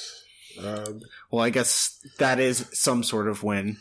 Yeah, you know. Don't be so excited. Someone could still get sexually assaulted in their own home by their landlord. Oh, Jesus. That's right. Oh, God. That's thanks for reminding me that the pandemic has that. I'm happy to help. Oh, man. Jesus. I just read about that yesterday. Like, the rampant increase in landlords demanding sex from tenants in the pandemic. And I'm like, yep, this is the worst timeline. Like, fucking murder hornets take us. It's one of the I think it's one of the 7 plagues, right? Like, it's like really handsy landlords, murder hornets, a deadly disease that takes your firstborn or whatever. Yep. But Brian, yo, I need you to forget about all of that. Because there's a new Paper Mario game! Yeah, there's a new Paper Mario game. He's got origami and it looks cute. It's called Paper Mario the Origami King. This is the 6th Paper Mario game. And there are some people who are deeply upset that the game kind of looks like Sticker Star and Color Splash. Mostly because those games represent a divestment from some of the more valuable parts of the franchise. But this game appears to have a more traditional, like, RPG battle system. We don't know about experience points or, like, mana or, like, badges yet, which is another thing that people are upset about. But it looks like the combat is turn-based, and you do have an audience again, and you're kind of like in a theater audience. You know what I mean? Like, There's, like, a ring in the center, and then you have people, like, around you. And there's a major mechanic where you, like, move the concentric circles of the ring to, like, line up enemies for, like, a damage buff. It also looks like there might be partners. This is a thing that people are arguing about on the internet. And your overworld ability so far that's been described as something called Thousandfold Arms, which I think is hilarious, where you can pull, like, different environments to, like, reveal, like, new things and, like, solve puzzles. But it looks like we're getting big open maps. There's some creepy vibes. Brian, did you see the trailer? I did. Okay, how'd you feel about Peach asking you to crease yourself and be reborn? It awakened things. I liked it. I did have to pause the video to laugh. That was something. It was kind of dope, though. But, like, the paper, like, the origami creatures, like, look legitimately, like, creepy, which I think is really good. The paper mache stuff is mixed bag at the moment. I do like that there are some weird like choices with the paper mache. Like there's like a Samus helmet, and like there's also a DK helmet, which I hope matters at some point, but no clue if it does. It just seems like maybe like a shout out to like Tanabe, who was like a producer on Color Splash and also the previous Metroid Prime games. But don't know about that yet.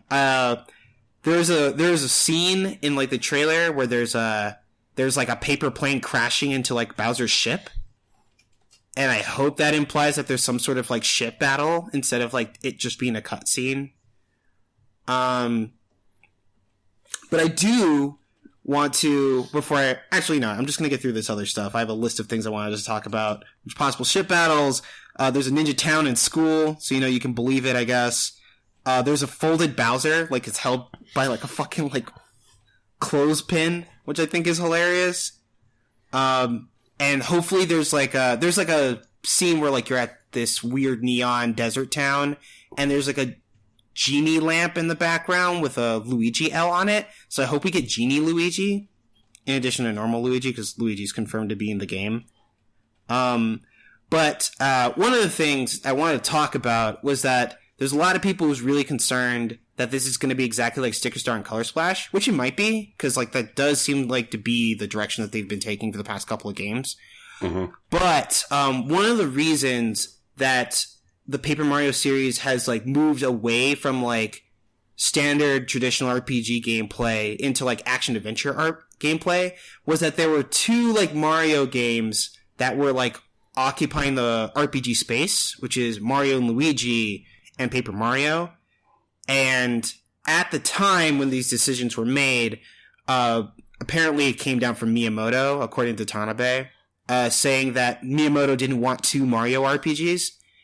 And since Mario and Luigi was on like the handhelds, which were the DS and the 3DS respectively, which were performing a bit better globally than like the Wii and the Wii U, Mario and Luigi was the one that got the RPG treatment, and like Paper Mario was the one that had to shift. But the company that makes those games, Mario and Luigi, which is Alpha Dream, no longer exists. They declared bankruptcy last year.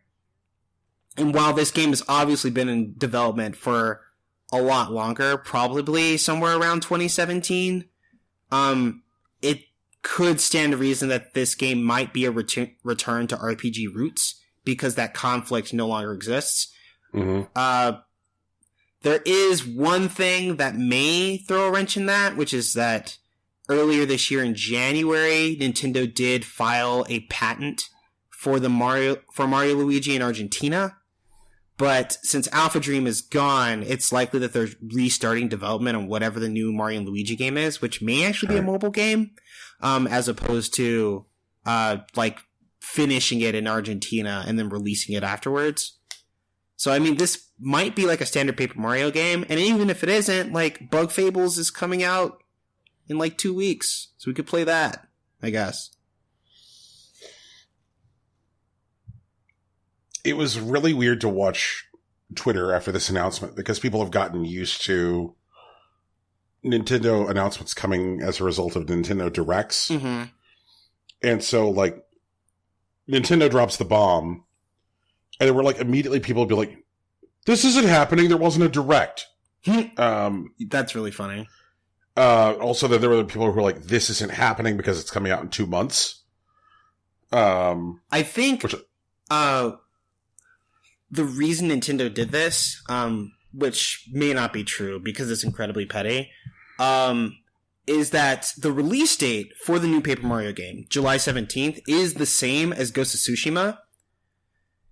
And Ghost of Tsushima's like release date has been public knowledge for some time, and the state of play has been kind of on the books. So I think it may be something to like directly compete with that. I think so. I would agree with that, to be honest. I think it's a smart move. Yeah. But it's definitely out of character for Nintendo, but I think it's because they're trying to be directly competitive. Maybe they're trying to kick Sony while like they're down. Who knows? And then the other thing I saw a shit ton of on my timeline was, call me when it's as weird as Thousand Year Door again.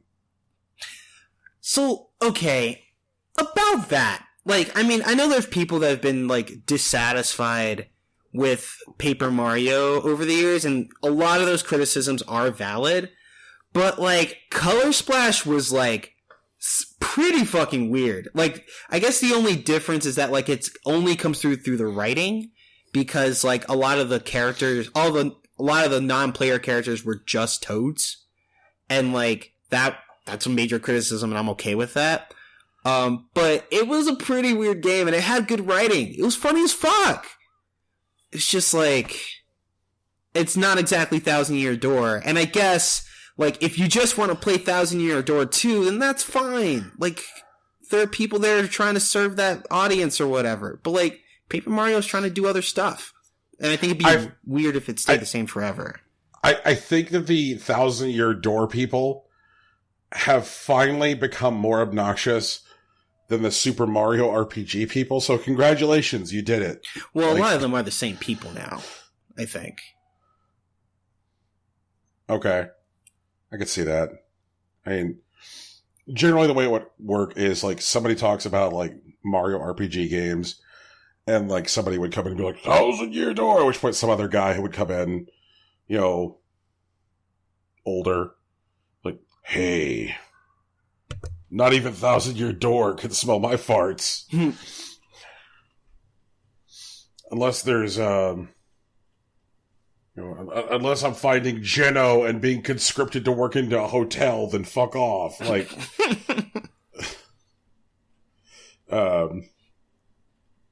so I don't know. Like I was actually charmed by the trailer. I thought it was cute. I've never been one for this series, but, like, it's like, is this the time to get in? Because I haven't played Thousand Year Door. I did a shit ton of stuff on my GameCube. Mm-hmm. That was not one of the things I did with my GameCube. Damn rib. It's a really good game. Yeah. Yeah, I've never even seen it played before. I mean, I've seen, like, video of, like, the art style and stuff, right. But I've never actually. Yeah, I don't really know what the game's like at all. I know it's a turn-based RPG, but damn, Sach, I might just stream the Paper Mario series just for you, bro. Like, honestly. Okay, it's fucking great. Then I'll be there. In fact, I'm due for a Paper Mario replay. I have to find my copy. Is it that time of year? It is. Like, I usually do it in the summer. That and, like, Okami. Maybe I'll find a way to get a rig together, get my brothers to, like, mail me my copy of Thousand Year Door from, like, where they live in the boonies, and then I have Paper Jam in the house. I don't think I'll be able to do Color Splash. I think Emery traded back Sticker Star, but I don't want to replay Sticker Star. It's a bad time for bad people. Like, ugh. But yeah, man, like, I'll put something together. We'll figure it out. Yeah.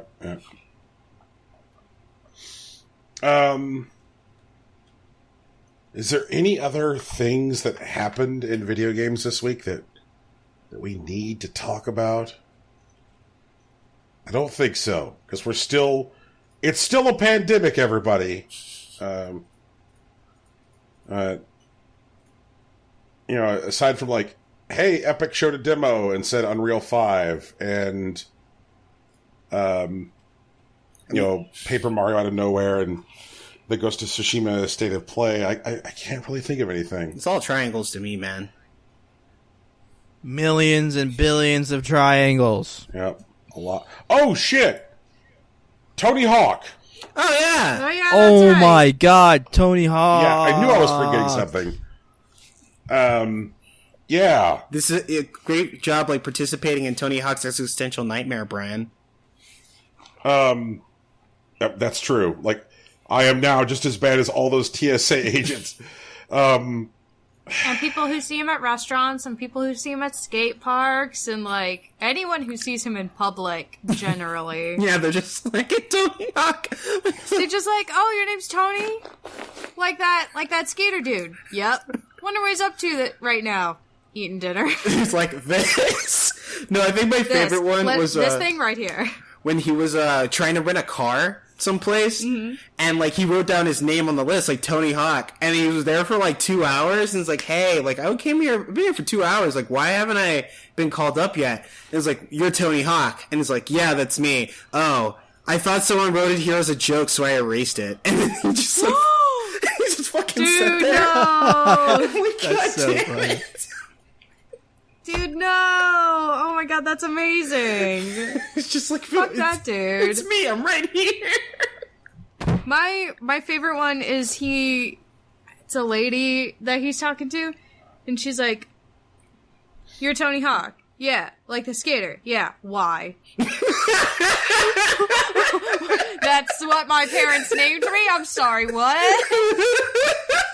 Yeah, like, my favorite Tony Hawk existential nightmare story is the story of him encountering the same TSA agent the second time. So he's coming through security in the other direction. He's flying back. And somebody's looking at his license and goes, "Oh, you know what? I had a guy here 2 days ago, and he was named Tony Hawk too." Yes, me! He's like, "Yeah, that man was me." Like, Oh no! Oh god, it was 2 days ago. Like, please. Oh shit. oh my god. But all right. So like, they seem to be saying some of the right things about this like remake of Tony Hawk 1 and 2, but they also said a lot of the right things before they put out Tony Hawk Pro Skater HD a few years back for the 360, and that game sucked ass. Oh god, they fucked that up. I want this to not suck. I want this to feel good. I want this to do well. Because for me, my apex of Tony Hawk enjoyment was Tony Hawk Pro Skater 4. Okay. Yep. The one where you could skateboard as Django Fett. Mm-hmm. And the one where they was like, hey, okay, so... Was Wolverine in 4? Wolverine was in 3, I think. Yeah, Wolverine's in 3. Wolverine was 3. Yeah. Okay. Wolverine and Darth Maul are 3. Right. Yes. Right. Right. The thing that they did in 4 was that 4 was the game that had a development cycle that happened after Grand Theft Auto 3. And so they're like, well, what if we just turn off the persistent timer and give you large open world spaces you could just wander around in without a timer until you take a mission? And I really liked that. You know, that was the thing for me, because it allowed them to like build lots of more like weird little hidden corners of levels and strange secrets and hard to reach spaces. Like, you'd never get up there if you were just trying to like, you know, collect the skate letters, but you might get up there if you just looked at the top of that construction site and said, how do I get up there? So I hope they get around to doing 4. I know that they said that like some usability features and some moves from 3 and 4 are in this because they're like, you know, I'm guessing spine transfers. I heard reverts and manuals are in there. So I mean, I know spine. I don't know about spine transfers, but maybe spine transfer is confirmed. Okay. Yeah. All right. Yeah. So, yeah. It was mentioned in an additional interview. So like, yeah. Like, if it feels good, I'm there. Like, the fact that these Tony Hawk 1 and 2 soundtracks, which as far as like from a licensing perspective are like an expensive mess, are now available to stream in full on Spotify, I see as a good sign. It means that somebody thought it was worth throwing money at this, that they didn't like go and like find new music or substitute music and said, no, what we need to do is like make sure that the full original soundtracks are represented. Yeah. So I am cautiously excited. That is one of my favorite video games of series of all time. Like the level, the peak level of Tony Hawk excitement is nearly as high as the peak level of Tony Hawk disappointment. So they're playing with my emotions. I'm just worried about maybe going back to the formula, I guess, of Tony Hawk. I don't know if it holds up. But maybe I'm just, I don't know. Maybe the nostalgia will carry it. Or maybe it just is, it's still fun as hell. I haven't played a Tony Hawk in a long time. But, like, I don't know. That's maybe the one thing that I agree with you. I think when they opened it up, that's where it really clicked for me more. I mean, I was a big fan of, like, American Wasteland and Underground 1 and 2. Tony Hawk Underground, great game. Yeah, I really love those. Like the whole, like they had like a whole story, and like they had the, like you'd go to different cities and different. They had really cool stuff where the worlds had a lot of weird random shit you could do in them. They put a lot of love into those games. Even Underground 1 and 2, even the PSP one was really fun. And you started to have the stuff like essentially like whole side campaigns which were devoted to some of the other skaters. Like oh, you found Bam, and now you can get a shopping cart and ride in it. Like. Right, it's each level has like here's where like Bam is somewhere, and if you find him, you can do like a Bam thing, or, whatever. Like yeah. Well, gosh, like I feel like we might have milked everything, so I wanted to personally, as we start to wander toward a close, thank you for being one of our patrons. Me? Yes. Oh, well, thank you guys for all the awesome, amazing content you guys are always putting out. So I'm glad to be a patron. Yeah. Did you consume all of the Tiger King watch-alongs as a patron? Of course I did. Yeah. How about that, Tiger King? What a show. Was that guy an idiot, or did he intend to kill himself? He was an idiot. Okay, so you're team idiot. I'm team idiot. Okay, and are you team septic tank or team Tigers ate him? Tigers ate him. Okay. Yeah, okay. Tigers ate him. Tigers ate him, but I do think that Carol Baskin gets more shit than deserved. I mean, to be fair, we did, like, come out of a thing where there's at least 2 sex cults, and, like, we're mad at the only woman involved, so... Right, yeah. Yeah, I also have a huge beef with the guy who called himself Bhagwan, Doc Antle or whatever. He's like, yeah, I'm the Bhagwan. I'm the Bhagwan. Yeah. It's like, bro, at least say Bhagwan if you're going to call yourself If you're going to call yourself that, you're going to call yourself God... You better fucking say it right, dude. Look, okay. Sach, let's go to South Carolina and beat this dude's ass. Are you down or are you down? Yeah. That's how I feel right now, yeah. All right. Sach, when you successfully run a sex cult, you don't have to pronounce shit right. Yeah, apparently, yeah. The Doc Antle part that made me cringe the most was when he was, like, talking about, like, how he got started being an asshole. And he's like, yeah, Yogaville. And I'm like, oh no, Yogaville. Because, like, Yogaville was, like, maybe 30 minutes from where I grew up. Yeah. And... Brian is like, oh no. Yeah, I was like, oh no. Oh, yeah. Like, I'm so glad that, like, my stomping grounds can be part of the backstory for one of these dipshits. And, like, Doc Antle's definitely one of the worst of them. Oh, man. Well, thank you for being our patron. We're continuing to produce new content. I'm pretty sure that we're currently in the process of, like, I think either talking Tegan down from a cliff or up to a cliff in order to get her to record her Zelda timeline. It's the officially recording it part that I'm concerned about.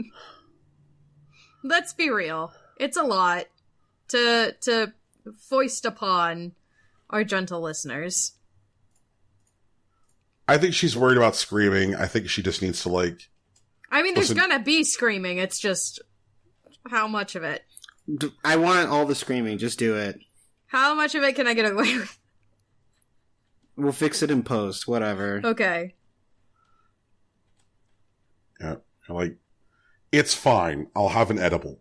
Oh, Jesus.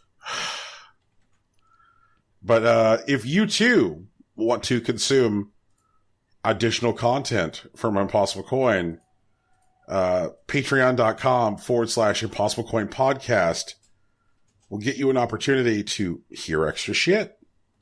And that stuff includes watch-alongs, and when Tegan summons the strength, an audio essay on the Zelda timeline, as well as additional content on anime and wrestling.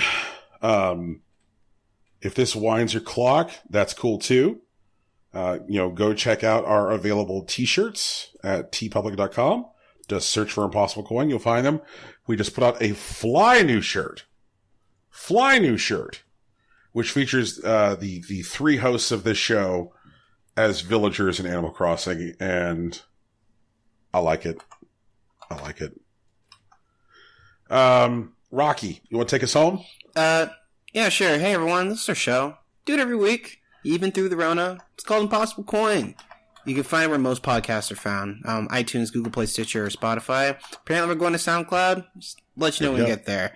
Our friend, our kid brother, Big Sach here, makes our music. It's at the beginning and end of our podcast. You can find his work at soundcloud.com/BigSachNJ.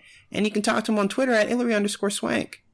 Our logo and t-shirt and, I guess face mask now, were designed by Lauren Moran. You can find her on Twitter at Lauren Moran, and consider donating to her Patreon. Speaking of Patreon, we have one too. It's at patreon.com/Impossible Coin podcast. Almost got it. One day it'll be /Impossible Coin. I believe in my heart of hearts, but today is not that day. We are also on social media. Brian's on Facebook and Patreon. I'm on Twitter. Deacon's on Tumblr. It's all Impossible Coin. No spaces, underscores, or anything weird like that. In fact, if you see an Impossible Coin with spaces, underscores, or something weird like that, please let us know, and we will deal with them accordingly. But that's us. That's the show. Thank you guys so much for having me on. Absolutely. Yeah, man. It's always a good time. I think you are part of the fabric, the history of the show. Yeah. Plus, I feel even older when you're on. So we like it when Brian feels old. It's a highlight. Always a good time. Peace. Bye. Bye, everyone. Later.